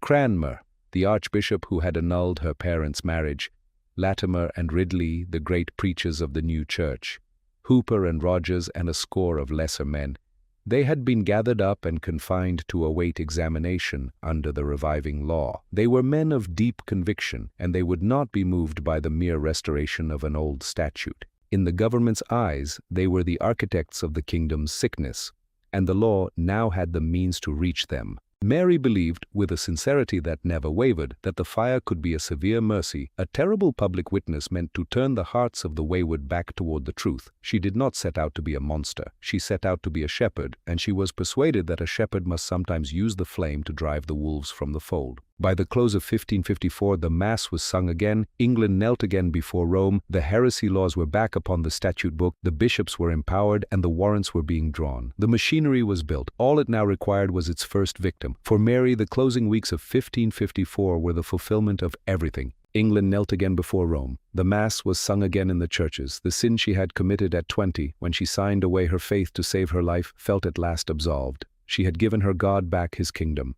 But she believed, with all the fierce, absolute sincerity of a faith that had cost her everything she had ever loved, that a kingdom given back to God could not be left half-cleansed. The heresy that had taken root under her brother was, to her, a poison in the soul of her people and an offense in the sight of heaven, and the law now gave her the means to burn it out. She did not think of herself as cruel. She thought of herself as a physician cutting out a gangrene, a shepherd driving wolves from the fold, a daughter making amends. And that is the most terrible thing about what came next, that it was done not in rage, but in the calm and dreadful conviction that it was right. On the 4th of February, 1555, a preacher named John Rogers was led out to a stake at Smithfield in front of a great and silent crowd, and the fire was lit. He was the first. Before it was over, there would be nearly 300 more. To Mary, the restoration of the Catholic faith was the healing of a wounded kingdom, but she and her council had come to believe that this healing could not be accomplished by parchment and proclamation alone. It required, as they saw it, the cutting away of what they judged a cancer in the body of the realm, the obstinate heresy of those who would not return. To hold that the bread and the wine of the Mass were truly the body and blood of Christ was, in their eyes, to be a member of the fold. To deny it was to carry a contagion. And for a queen who had clung to that altar through her brother's reign at the risk of her own life, this was not a question open to debate. It was a matter of eternal life and eternal death. And so, in the early months of 1555, the machinery of the state turned toward the fires. The first to face the stake was John Rogers, a scholar and translator of the scriptures who had stood near the heart of the movement that displaced the ancient liturgy. On the 4th of February at Smithfield, he was led to his death. He went to it steadily, refusing to the last every offer of pardon that was made conditional on his recantation. His wife and their many children stood among the crowd that had gathered to watch, and the sight of them moved the onlookers to a deep and sorrowful silence. But Rogers did not falter, and he did not turn. He was the first, the proto-martyr, as the Protestants would come to call him, at the head of a long and terrible catalogue.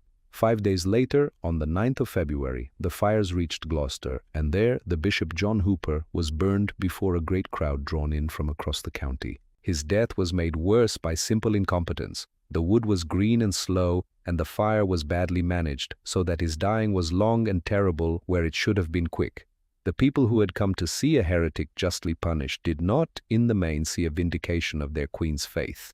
They saw a man dying by inches and a government that seemed to have lost its way. These were human beings burned alive, and the horror of it needs no heightening. These were the first sparks of a fire that would burn on and off for very nearly 4 years, from that cold February until the last weeks of the reign in the autumn of 1558. By the fullest counts, somewhere around 280 to 284 men and women were burned across England in those years, among them some 56 women, whose deaths struck a particular and quiet horror into the common people. The fires fell most heavily on the Protestant southeast, at Smithfield in London, at Canterbury, at Lewes and Colchester, and in many a lesser town. The authorities, chief among them Bishop Bonner in London and the Lord Chancellor Gardiner, moved in the grim conviction that by consuming the leaders and the loudest of the dissenters they would starve the heresy of its life. In this they miscalculated profoundly, reckoning without the resilience of the human conscience and without the terrible power of the sight they were creating. The most famous of all these reckonings came at Oxford in the autumn of that first year. Hugh Latimer and Nicholas Ridley, two of the most formidable minds of the English Reformation, bishops who had shaped the very language and thought of the new church, were brought to a single stake together on the 16th of October, 1555. Their deaths were meant to be a final and public demonstration that their cause had failed. Instead, it was here that one of the most enduring sentences in the English language is said to have been spoken. As recorded in the great martyrology of John Foxe, Latimer turned to his companion in the rising heat and said, "Be of good comfort, Master Ridley, and play the man. We shall this day light such a candle by God's grace in England as I trust shall never be put out." The words are unforgettable, and they became the epitaph of the entire persecution. But honesty requires that they be handled with care. This ringing prophecy does not appear in the first edition of Foxe's work, published in 1563. It is added only later, in the expanded edition of 1583, a full generation after the words were supposedly spoken, and whether Latimer truly said them in those exact terms cannot now be verified. What is certain is that they became the motto of Protestant memory, the promise that the smoke of the martyrs would, in the end, obscure the crown that had ordered their burning. The most fateful death of all, however, was reserved for Thomas Cranmer.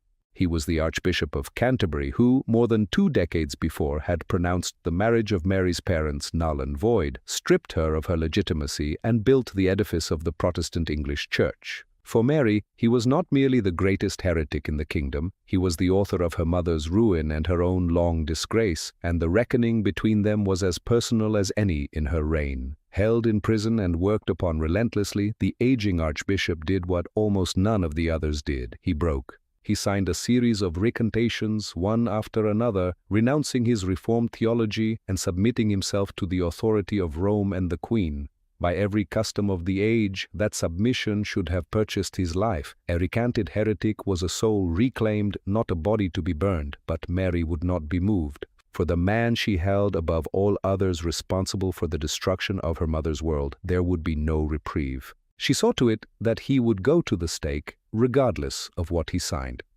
On the 21st of March, 1556, Cranmer was brought to a church in Oxford to repeat his recantation in public before he died, a scene arranged for his final humiliation, the submission of his soul made spectacle. Instead, before the whole assembly, he stunned them. He renounced every recantation he had signed, declaring that they had been written against his conscience out of fear of death. The faith he truly held was the reformed faith he had preached. And he vowed that the hand which had signed those lies would be the first thing to burn. Led out to the stake, he made good the vow. He held his right hand steadily in the flame until it was consumed. "This hand hath offended," he was heard to say, "this unworthy right hand." And he died without crying out. The substance of that scene is exceptionally well attested. It was set down not only by Fox but by a hostile eyewitness, a Catholic observer whose contemporary letter records the same astonishing steadiness. The execution intended to seal the defeat of the reformers became, in that single gesture, the greatest propaganda victory their cause would ever win. The burnings were Mary's own. They were carried out by her bishops, in her name, under laws she had revived and warrants her regime drew up, and she never once repudiated them. She believed with the unyielding sincerity of a woman who had given everything for her God's church that she was saving her people from an eternity of fire, that the stake was not cruelty but a severe mercy. That sincerity is part of the truth, and the film states it. But it does not lessen by the width of a hair what was done, and it must never be allowed to. Around 280 human beings were chained to stakes and burned alive because they would not surrender their faith, and their agony was real, and it was not a footnote to anyone's sorrow. Their suffering belongs to them, not to the Queen who ordered it, and no sadness in her own life can be permitted to buy their silence. Her tragedy does not excuse the fires. It stands beside them, and both are true at once. And the terrible irony, the thing that turned the whole enterprise to ash in Mary's hands, was that it failed on its own terms. The regime had set out to destroy the Reformed faith, and instead it was manufacturing martyrs in public, in town after town, before the eyes of everyone. It was John Fox who gathered them, a Protestant who had himself fled abroad to escape the fires. Fox spent these years collecting the accounts of the dead, and when his vast acts and monuments appeared after Mary's death, it did not merely record a persecution, it defined the memory of a nation. Its framing is frankly partisan, a work of Protestant martyrology written to sanctify the victims and to indict the Queen, and its most vivid scenes must be read as the telling of a man with a cause. But the fires it records were real, corroborated far beyond its pages, and Fox turned their victims into the founding saints of a new Protestant England, and turned the woman who had ordered them into the shadow of a name that would, in time, swallow her whole. She became the Bloody Mary of legend, a figure of cackling cruelty that bears little resemblance to the careworn and profoundly devout woman who actually sat upon the throne. The whole truth is heavier than either the legend or its refutation. The burnings were a genuine moral horror, and they were hers, and the woman who willed them was neither fiend nor saint, but a human being doing a monstrous thing in the sincere and desperate conviction that it was right. The fires burned for nearly 4 years in the market squares of 100 English towns, and they did not do what Mary believed they would. They did not cleanse the kingdom or frighten it back to Rome. Instead, the people who came to watch saw ordinary men and women, weavers and preachers, wives and apprentices, bishops and boys, walk to the stake and die without flinching for what they believed, and something turned in the heart of the nation. Every fire Mary lit to destroy the new faith became instead a candle by which it was remembered. She had meant to save England's soul. She was losing it, one column of smoke at a time, and she was losing something else in those same terrible years that mattered to her far more than the approval of a kingdom she could not understand. The husband she loved, the Spanish prince for whom she had defied her people, the father of the child she had prayed for and never had grown cold and restless and gone. Philip had sailed away across the sea to his own vast empire, and to the wars and the women and the crowns that waited for him there, and for all Mary's letters and all her longing, he was not coming back. The departure of Philip of Spain in the late summer of 1555 was not merely the end of a royal visit, it was the dismantling of the one sanctuary Mary had ever managed to build for herself. He had come to England as a dynastic obligation, a marriage set down in ink and calculation by his father the emperor, and he left it as a man who had secured what the alliance required of him and saw no further profit in staying. Charles V, worn out and ailing after a lifetime of war and rule, was preparing to lay down his many crowns and to divide the vast Habsburg inheritance, Spain, the Netherlands, the Italian lands, the silver of the New World, and the endless conflicts that came bound to all of them, settling the greatest share upon his son. Within months, Philip would be sovereign of the Low Countries, and within a year, King of Spain in his own right. There was a whole empire opening before him across the sea, and beside its gravity England, and the wife who ruled it, could hold him no longer. She did not let him go easily. She travelled with him down to the coast at Greenwich, and when the barge bore him away toward the waiting ships and the sails at last filled and carried him across to the Netherlands, she turned back to a court grown suddenly vast and cold, emptied of the one presence around which she had built her hopes. In the months that followed, she wrote to him again, and the letters that survive are not the guarded correspondence of one crowned head to another. They are the missives of a woman writing to the person she loves, stripped of the regal distance she kept with her counsel. But the exchange was chillingly one-sided. Philip, now among the most powerful men in Europe, was consumed by the grinding business of his father's dominions, the armies to be paid, the provinces to be governed, the debts and the diplomacy of half a continent. He was courteous, for he was a prince of his age and understood what the alliance still demanded of him, but his replies were infrequent and formal, dictated by policy rather than warmth. Be honest and unsentimental about the marriage from Philip's side, for the record leaves little room for illusion.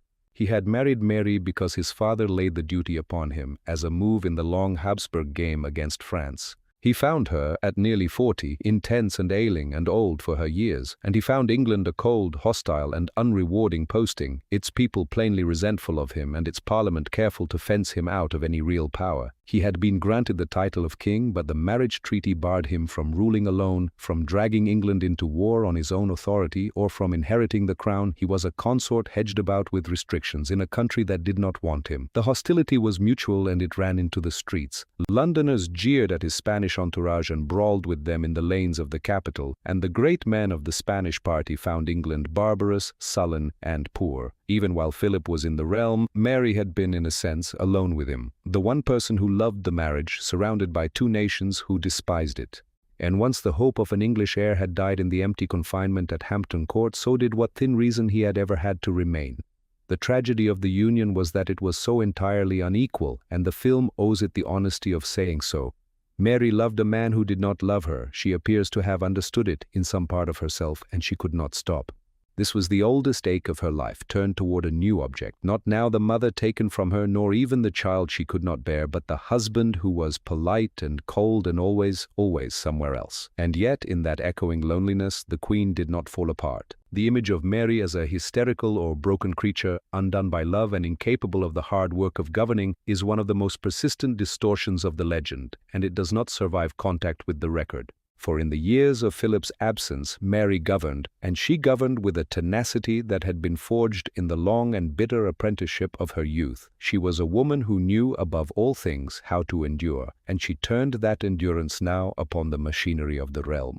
Working through her ministers, the aging Lord Chancellor, Stephen Gardiner, until his death late in 1555, and increasingly her cousin Cardinal Pole, she presided over an administration that was very far from the stagnant, blood-soaked void of the later myth. Her government took in hand the debased coinage that had plagued the two previous reigns. When successive kings had clipped the value out of English money, the plans for a full recoinage to restore the currency to soundness were drawn up under Mary, so nearly complete that the reign which followed had only to carry them through and take the credit. She ordered the reorganization and rebuilding of the navy, overhauling its administration and its ships, and laying foundations that a more celebrated age would inherit, as though they had always been there. Her officials revised the customs, drawing up a new schedule of rates that at last brought the crown a fair return on the nation's trade and did much to repair the ruined royal finances. Her government reformed the array and the training of the county militias, put the realm's defenses on a firmer legal footing, and turned its mind to the relief of the poor and the ordering of the church she was laboring to restore. She sat long hours at her desk over the business of state, hours that would have taxed a far younger and healthier body, presiding over a council that found her, by every account, both formidable and exhausting to serve. Nor was the work only secular. Alongside her ministers, the Queen and Cardinal Pole set about the harder task of rebuilding the Catholic Church itself, not merely restoring the old forms, but reforming them. Pole's legate in synod laid down decrees for the better training and discipline of the clergy, anticipating measures the wider Catholic world would adopt only later. New books of devotion were printed, the cathedrals and parishes set in order, and the machinery of a living faith painstakingly reassembled. It has been argued by historians working close to the evidence that this was no dying, backward-looking church, but an energetic revival, a serious and forward-looking program, cut short not by its own exhaustion, but by the early death of the Queen who drove it. This was the Queen who existed in the quiet hours away from the smoke of the fires, dutiful, diligent, and genuinely able, a sovereign carrying the whole weight of a kingdom alone and doing it in the day-to-day labor of government well. It is on this ground, more than any other, that the modern reassessment of Mary has been built, the recovery by recent historians of a competent and hard-working ruler in place of the hysteric of legend, and the reassessment is just. But it cannot be permitted to eclipse what else was true in those same years. For every reform passed in the council chamber was overshadowed, in the eyes of her subjects, by the stakes in the market squares, and every effort to anchor England once more in the Catholic world was read by many of her people as the selling of the English soul to a foreign master. Her competence in the chamber could not bridge the widening chasm between the Queen and the country. She could govern England. She could not persuade it to love her or to love what she loved. The chasm widened further when Philip at last returned, in March of 1557. He did not come back for her, and he did not come to stay. He came because he needed England, its soldiers, its money, and the weight of its crown, to reinforce the Habsburg cause in a fresh war against the France of the Valois kings. And he asked it of a country that could least afford to give it. These were years of hardship across England. A run of failed harvests had brought dearth and hunger, and waves of epidemic sickness were beginning to move through the towns and villages, thinning the population and emptying the treasury. To pull so strained a realm into a continental war, fought for the benefit of Spain and not of England, was to ask a great deal of a people already suffering.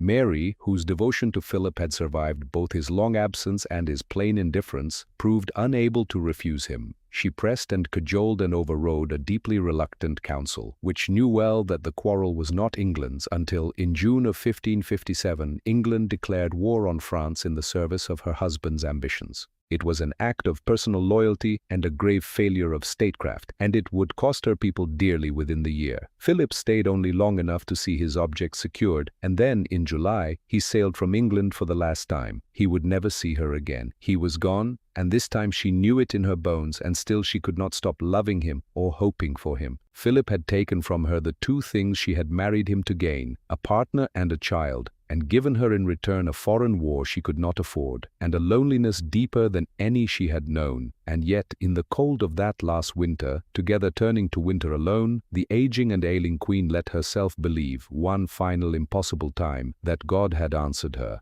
Her body was changing again. She felt, or thought she felt, the old signs return. And so, at 41 years old, worn down by grief and illness and the ceaseless labor of a crown she carried alone, Mary Tudor withdrew once more to wait for a child, the heir who would save her faith and redeem her marriage, and prove that her whole broken life had not been for nothing. This time almost no one in England believed her. This time she scarcely dared believe herself. And this time, the truth, when it came, would not merely humiliate her. It would help to kill her. By the autumn of 1557, Mary Tudor was a queen alone, left to navigate the deepening silence of her own court. She had been born the greatest pearl in the kingdom, a princess of Europe, and she had spent her life reaching for the things she believed were owed to her: the restoration of her mother's memory, the security of her faith, and the simple human right to a family of her own. She had won her throne in a gamble that defied the expectations of a man's world, and yet the crown had proven a cold companion. Her husband had come to England that spring for the first time in a year and a half, not for her but to draw her counsel into his war against France, and by July he had crossed the sea once more, back to his own vast dominions and the campaigns that waited for him there. With his departure, the ache for an heir became again the single, consuming preoccupation of her reign. Everything she had built rested upon it. Without a child of her own body, the Catholic England she had labored to restore would pass, on the day she died, into the hands of the one person she least wished to hold it. It was in this twilight that the body she had trusted for so long seemed, one last time, to answer her. Once more the signs appeared, the cessation of her courses, the sickness in the mornings, the slow swelling of the abdomen that the court and the continent observed with a wary blend of hope and disbelief. It was the same wonder she had believed in 3 years before, when the whole of Europe had waited upon her confinement at Hampton Court, and had been left after long months with the barren knowledge that there had never been a child at all. Yet Mary set that memory aside and prepared again with the same solemnity, the same meticulous care. She drew up her will, making provision for the government of the realm and the guardianship of the child should she be lost in the dangers of childbirth. She spoke of the heir she believed she carried as the final seal upon her life's work. The future of a Catholic England, held within her own frail frame, the answer to a lifetime of prayer. The preparations went forward regardless. As she had done 3 years before, Mary set in order the apparatus of a royal birth, and in the will she drew up that spring she committed her hopes to the sober language of law, providing for the son or daughter she was certain she carried, and arranging the guardianship of the realm and of the child should she be carried off in her labor into her husband's hands. It was the act of a woman ordering her affairs against the dangers of the birthing chamber. In truth, she was ordering them against death, though not the death she imagined, and the document she signed to safeguard an heir would, before the year was out, have to be amended to admit that there would be no heir at all. But the atmosphere in the palace this time was not the frantic public joy of before. In 1555, the mere rumor of a prince had set the bells of London ringing and the bonfires blazing before the news was denied. Now there were no bells and no bonfires. The mood was heavy with a quiet, pervasive dread. Her counselors, seasoned men who had watched the tides of her health rise and fall, looked upon her with a pity as sharp as any blade. The people of London, who had once celebrated at the very prospect of a royal birth, were silent. The Queen was no longer the vigorous, if careworn woman who had ridden to the Guildhall to rally a frightened city. She was gaunt now, her movements slow and effortful, her eyes shadowed by a fatigue that no rest could reach. She withdrew into the private chambers of St. James's and passed long hours in prayer, her fingers moving over the beads of her rosary. The ambassadors who watched her for their masters abroad wrote of a queen sunk in melancholy and devotion, hearing mass upon mass, worn thin by grief and by sickness, and already, in their dispatches, they had begun to reckon with what would come to pass in England once she was gone, for the kingdom around her was sickening too. The last years of Mary's reign lay under a gathering weight of misery that had nothing to do with religion. A run of ruined harvests had brought dearth and hunger to the countryside, and now a virulent epidemic, an influenza or a fever of some pestilential kind, was scything through the population in successive waves, one of the deadliest visitations of the century.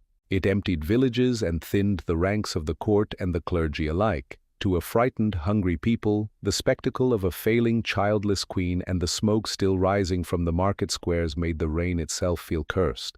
Mary had always read the events of the world as the hand of God, and in these years the hand of God lay heavily upon England. The truth of her own body emerged not through the cry of a midwife, but through the slow, grim arithmetic of decline. The swelling Mary had taken for the promise of life was, in all likelihood, the manifestation of the illness that was killing her. Whether it was the growth of a malignancy within her, later observers have proposed a cancer of the womb, or the ovaries, or the ravages of the epidemic then sweeping the country, or some conjunction of the two. The cruelty of it was complete. The body that had been denied a living child was harboring instead the engine of its own dissolution. She had longed all her life to be a mother, and the last swelling her body would ever produce was not an heir but the thing that would carry her into the dark.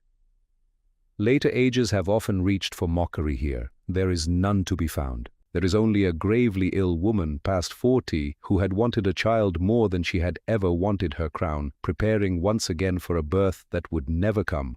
As the spring of 1558 crept over the country, the deception of her own senses became impossible to sustain. The date she had set for her delivery, looked for around the middle of March, passed in a suffocating quiet. There was no child. There would be no heir.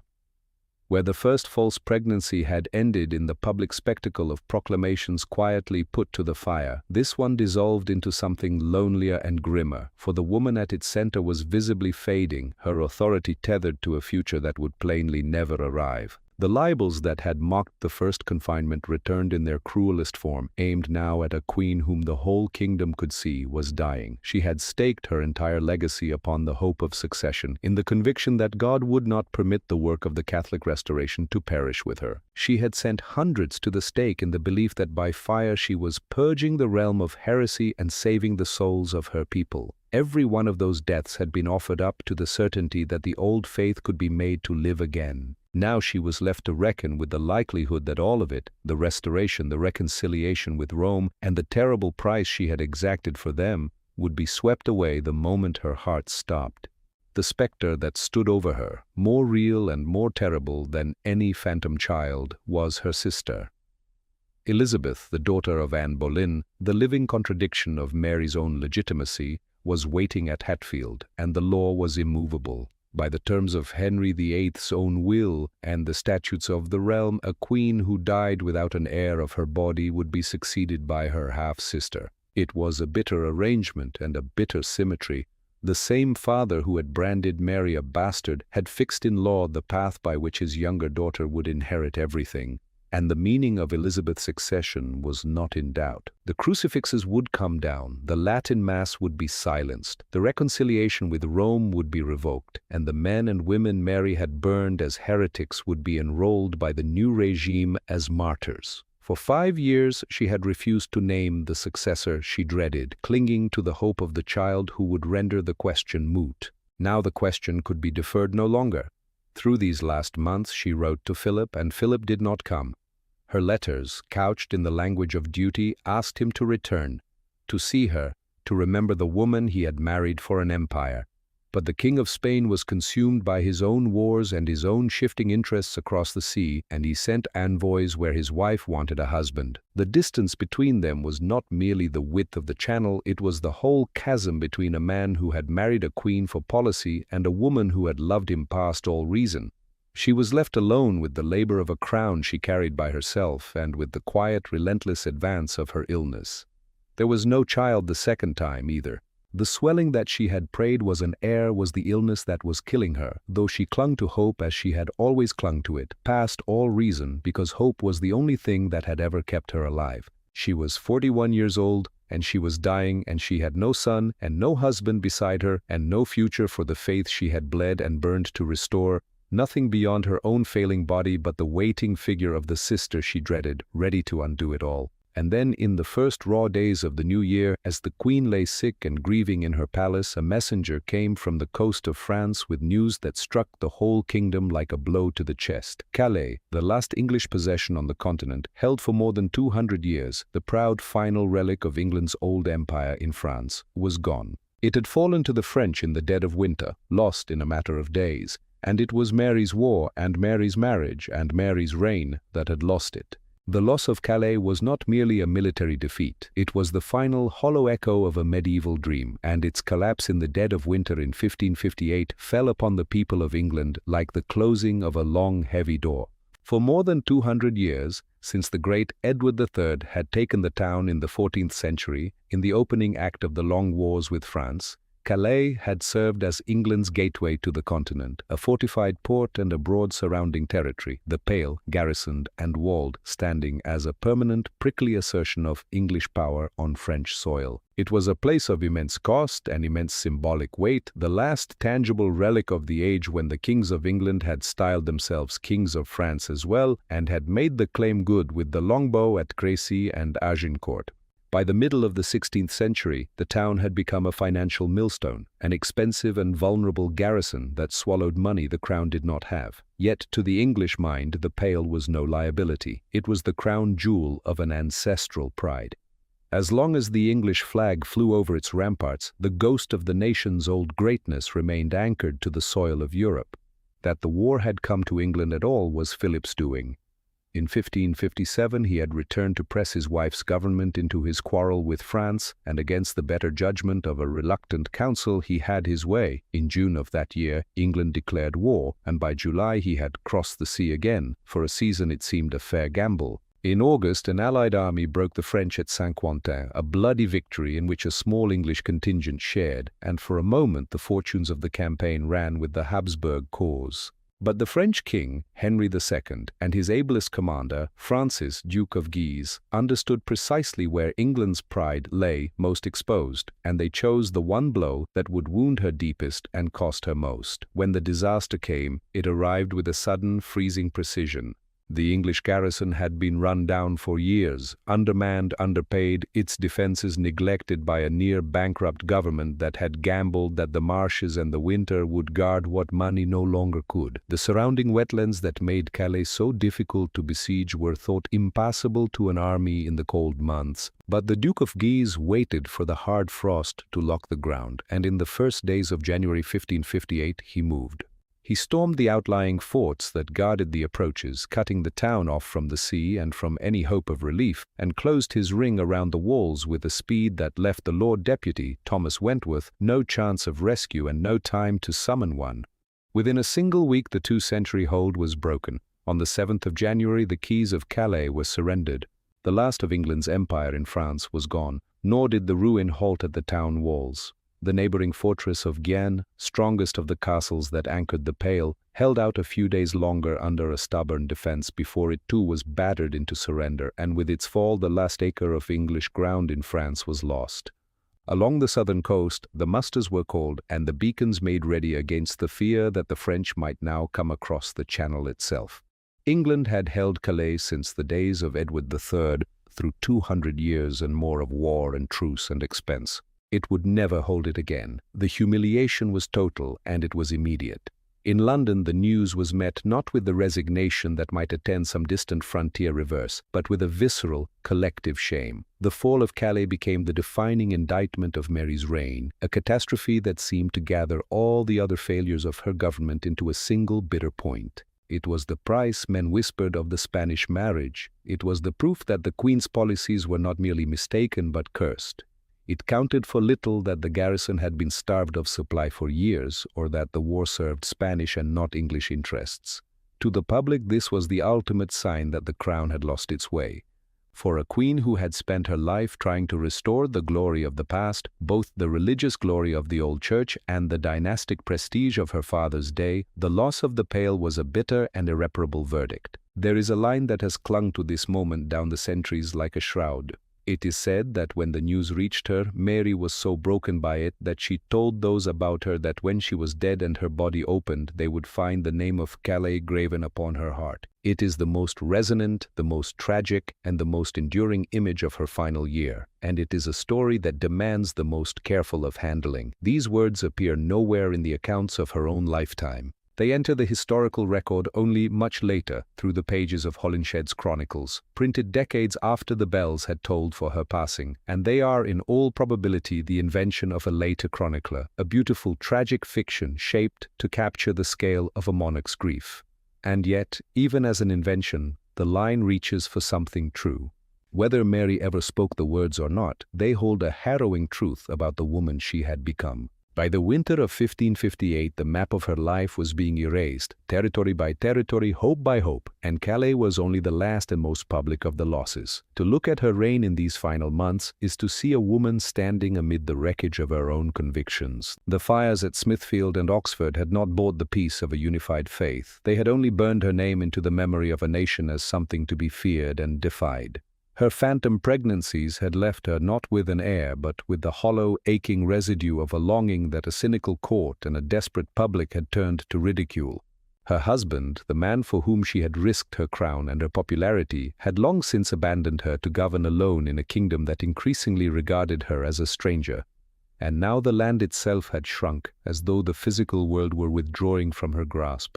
Beyond the palace walls, the harvests had failed year upon year, and a killing sickness walked the country, and the only inheritance her body had secured for the kingdom was the Protestant sister who would reverse it all. There is no softening the horror of the burnings, nor the severity of the regime that ordered them. They remain the moral center of her tragedy, the act for which she can never be excused. But to see only the monster is to miss the human reality of a ruler who stood entirely alone, straining to impose order on a world that was slipping through her fingers, a woman of immense, rigid, and finely fragile courage, who had dared to be the first queen to rule England in her own right, in a country that did not know how to accommodate her, and who was punished by every turn of fortune for the fact of her own existence. By the autumn of 1558, the mood in London was one of waiting. 3 seasons of failed harvest had filled the roads with the hungry, and the same virulent epidemic that had emptied the villages was now scything through the capital, and with it all came a sense of impending, inevitable change. Mary was among the afflicted. Her health, already broken by the internal ravages that had mimicked pregnancy and by long years of strain, began to fail in earnest. She retreated into the quiet, candlelit rooms of St. James's Palace, away from the pageantry of a court that had long since stopped believing in her. In the silence of those weeks, the reality of her position finally pressed itself upon her. For the whole of her 5-year reign, she had refused to name an heir, clinging to the desperate, flickering hope that a child of her own body would yet appear to secure her work. She had refused to acknowledge the Princess Elizabeth as her successor, dreading that her sister would undo the Catholic Restoration, dismantle the faith she had spent her life defending, and render the sacrifice of her suffering meaningless. But, as the autumn hardened toward winter and the fever took hold, the fiction of her own future could no longer be sustained. She could not govern as though she were immortal, or as though a miracle still waited in the shadows to save her. The crown, the faith, and the kingdom were slipping into the hands of the very woman she had spent her whole life trying to keep from them, and there was nothing left in her failing body with which to prevent it. Calais lying in her heart, or so the story goes, and whether or not she ever spoke the words, they told the truth about her, because by the beginning of 1558 there was very little left in Mary's heart but loss. The husband gone, the children who had never existed, the war lost, the last of England's old glory in France thrown away, the faith she had restored resting on a life that was guttering out like a candle. She had wanted all her days only to be loved and to be a good daughter to her mother's God and to give England back its soul, and she was ending unloved and childless and hated, with the smoke of her fires still hanging over the towns of her kingdom. Now the sickness that had swept through England reached the palace and took hold of the Queen and did not let go. As the autumn of 1558 drew on, Mary Tudor lay dying at St. James's, and there was one last thing she had to do. The hardest thing of all, the thing she had spent 5 years refusing even to think about. She had to decide who would have her crown when she was gone.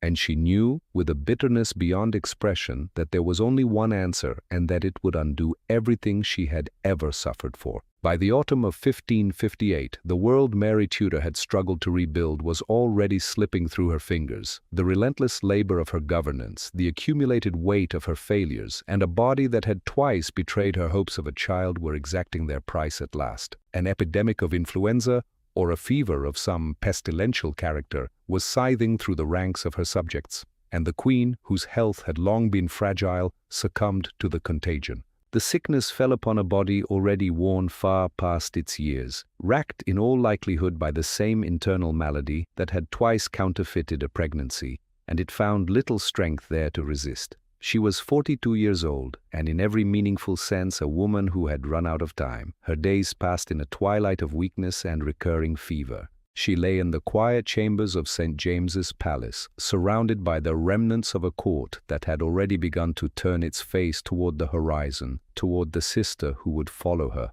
Philip, her husband, was not with her.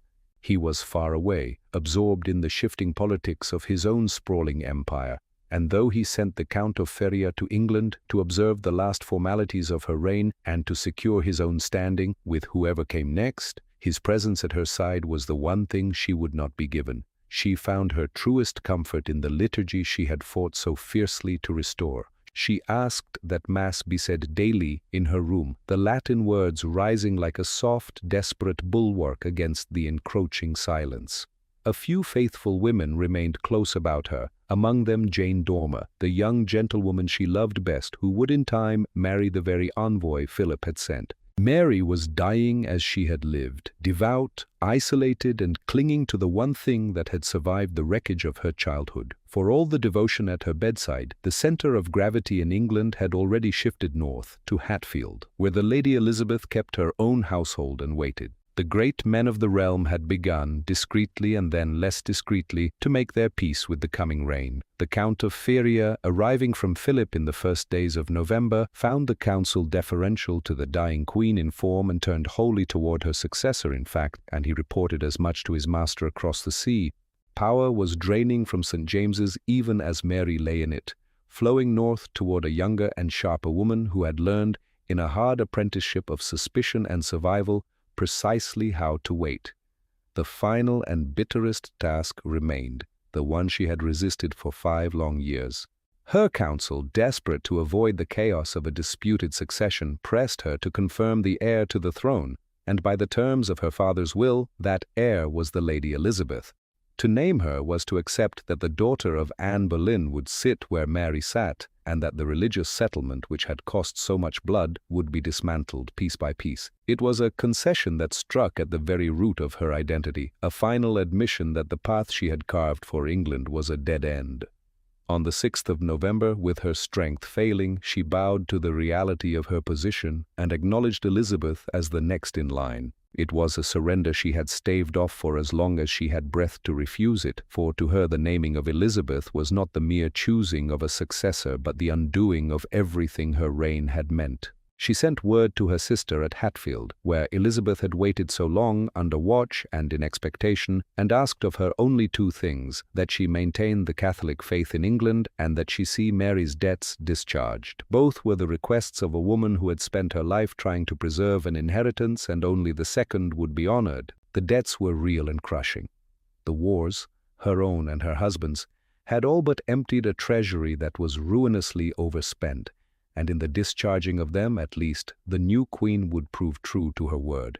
The faith Mary begged her to keep, Elizabeth would set aside within months of taking the crown. The end came in the early hours of the 17th of November. She had received the last rites of her church, and through her final days she drifted between fever and lucidity, taking what comfort remained to her in the Mass and the sacraments she had fought her whole life to restore.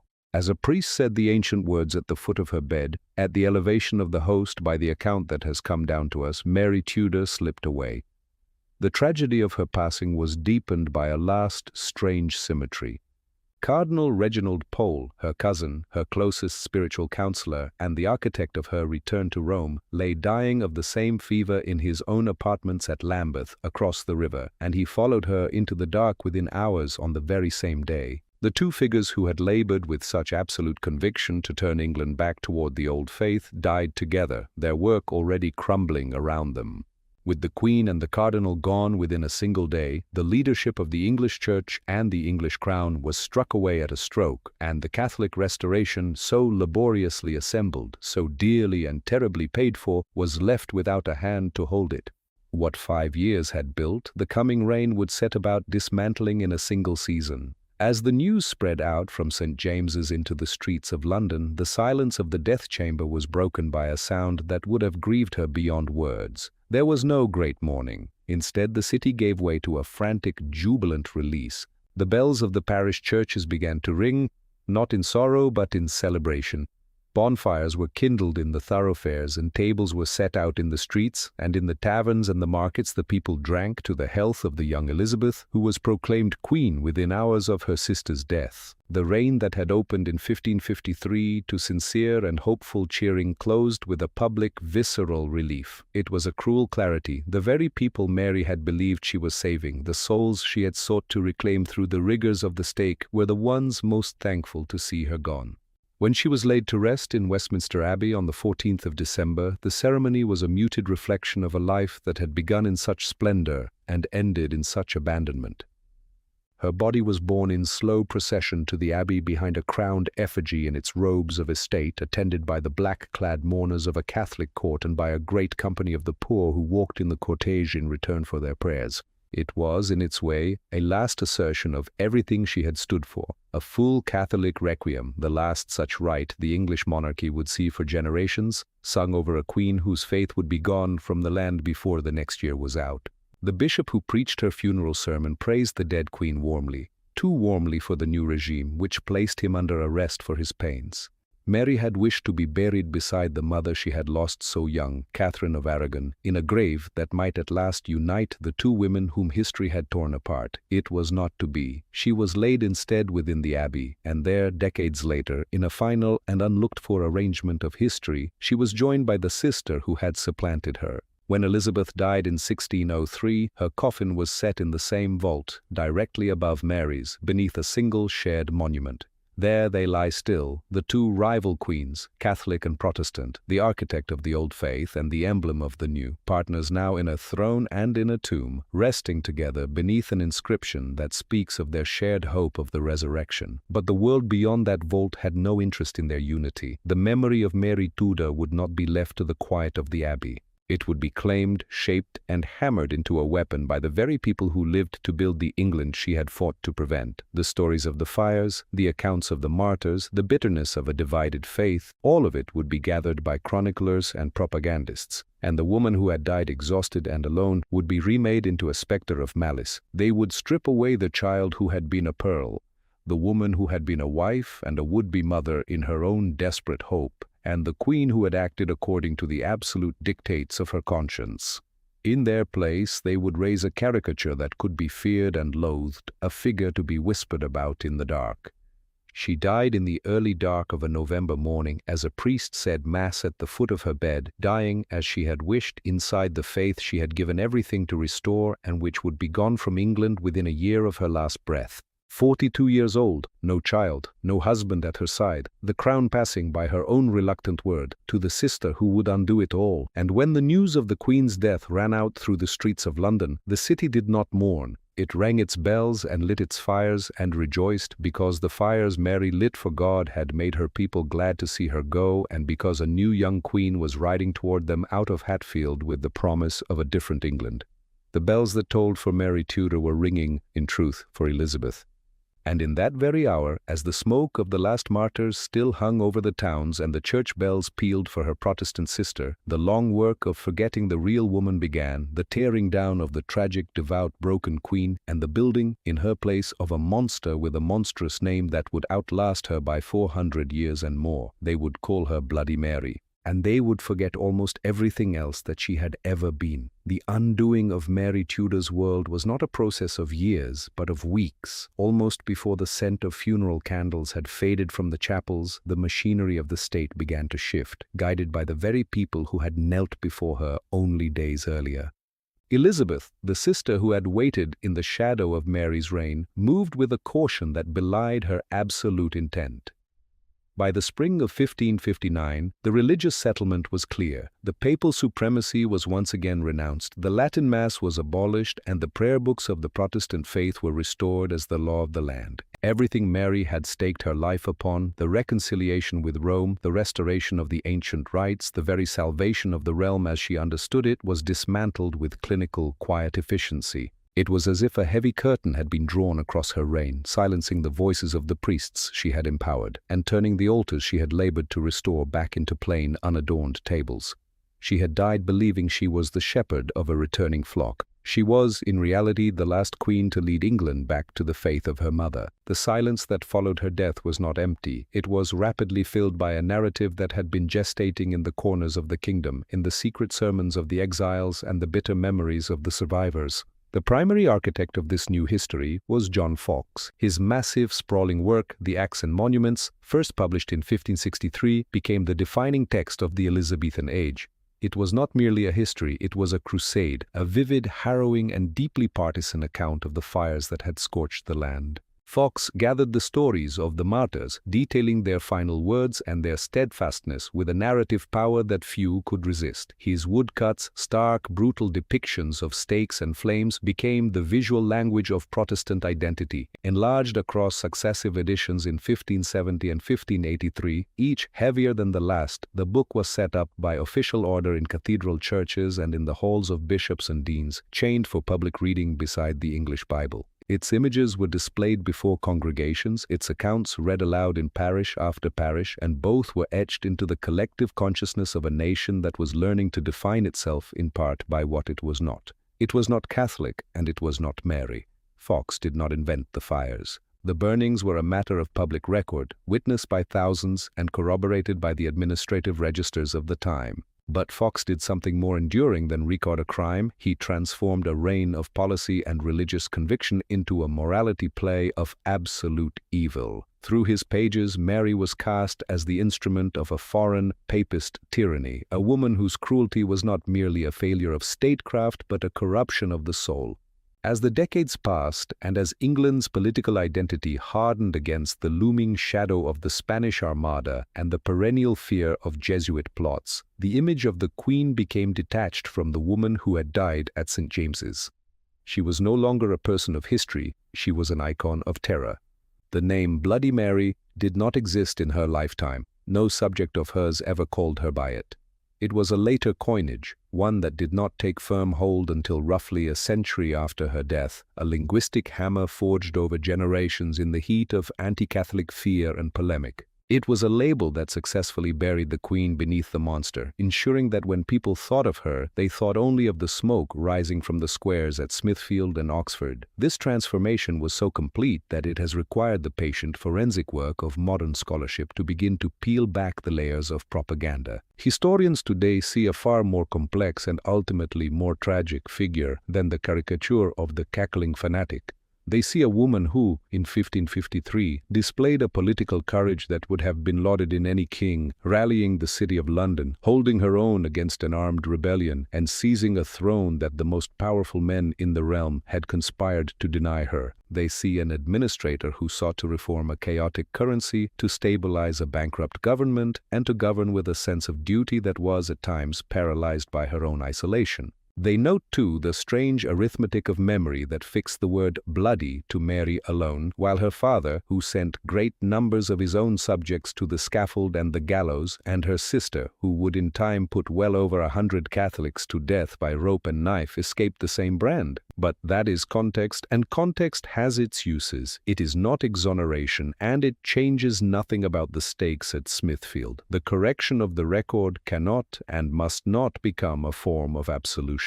To understand that Mary was a capable, courageous, and sincere woman does not diminish the gravity of the fires, it deepens it. The horror of the burning of nearly 300 people, men like Rogers, Hooper, Latimer, and Ridley, whose names were preserved as the pillars of a new faith, remains the moral center of her story. This was not a mistake of history. It was a deliberate ideological choice. Mary and her counselors, most notably her Chancellor Stephen Gardiner and Edmund Bonner, the Bishop of London, believed with a terrifying, absolute sincerity that the execution of heretics was a divine necessity, a surgical act required to save the souls of the living and the health of the realm. This is the hardest truth to look at. The cruelty was not the product of a monster, but of a woman who genuinely believed she was doing the will of God. Her tragedy does not excuse the fires. The agony of her victims is not a side note to her suffering. The two truths exist in an uncomfortable, jagged embrace. She was a woman who had been broken by her father, abandoned by her husband, and mocked by her own failing body, and she responded to a world that had stripped her of everything by attempting to force it into the singular, unified vision of the faith that was the only thing she had left. The reassessment of her reign does not seek to turn the monster into a saint. It seeks to restore the humanity to a queen who has been defined for 4 centuries by a single blood-soaked epithet. When we look at her portraits, the tired, careworn face of the woman who held the great pearl at her breast, we are not looking at a cackling tyrant. We are looking at a woman who was forged in the fires of loss long before she ever lit a fire herself. She was the cherished pearl, the bastard, the queen, the wife and the widow, and in the end, she was simply a woman who had run out of time and out of hope. The tragedy of Mary Tudor is that she was not a character in a Gothic folktale. She was a flesh and blood human being, capable of both deep devotion and profound atrocity, caught in a role for which there was no precedent and a destiny that offered her no peace. In Westminster Abbey, beneath a monument erected by the son of the woman who followed her, Mary Tudor lies in the same tomb as Elizabeth. The Latin inscription names the two of them consorts in realm and in grave and speaks of two sisters resting together in the hope of the resurrection, a gesture of unity that would have been unthinkable in the years of their bitter, wary rivalry. They rest together, the Queen of the Fires and the Queen of the Golden Age, under a single slab of stone. It is a fitting, if silent, conclusion to a life that began in the expectation of everything and ended in the wreckage of all she held dear. We look at her now, 4 centuries removed, and we find that the legend has become an impenetrable wall. But if we are willing to risk the gaze, to set aside the simple, satisfying cruelty of the myth, we find that the real story is far more demanding. It is a story of a woman who was pushed piece by piece to the edges of her own existence and who met a lifetime of loss by trying to force a fractured kingdom back into the one faith she had left, and who in that trying committed the atrocity that would define her forever after. She reached for heaven, and she left behind ashes and a name. Everything Mary Tudor bled for was gone within a year of her death, the faith undone, the throne passed to the sister she dreaded, the Catholic England she had burned to build swept away as if it had never been. And into the empty space where her reign had stood, her enemies poured a story, and the story became the only thing most of us have ever known about her. Bloody Mary, the monster in the mirror, the Queen of the Fires. It is not a lie exactly. The fires were real. The nearly 300 men and women who died in them were real. The horror was real, and it was hers, and no sorrow of her own can ever buy back a single one of those lives. But it is so far from the whole truth that it amounts to a kind of forgetting, because the woman behind the name was not born a monster. She was born the greatest pearl in the kingdom, the cherished child of a king and a queen, and she was cast down and branded a bastard, torn from her dying mother, broken into betraying her God, married to a man who never loved her, mocked with children who were never born, and left to die alone and childless, and hated at 42, doing the most terrible thing she ever did in the desperate and sincere belief that it would save the souls of the people who despised her. She was a victim who became a perpetrator. She was a devout and dutiful woman who committed a genuine atrocity. She was both at once, and both are true, and the truest and hardest thing we can do for her now is to refuse to choose, to hold the fires and the tragedy in the same unflinching hand, and to look, for once, past 400 years of a name she was never called in life, at the whole of the beloved, broken, faithful, and terrible woman who lies beneath it. Not Bloody Mary, Mary Tudor. Far more tragic than history admits, and far more human than the legend has ever allowed her to be.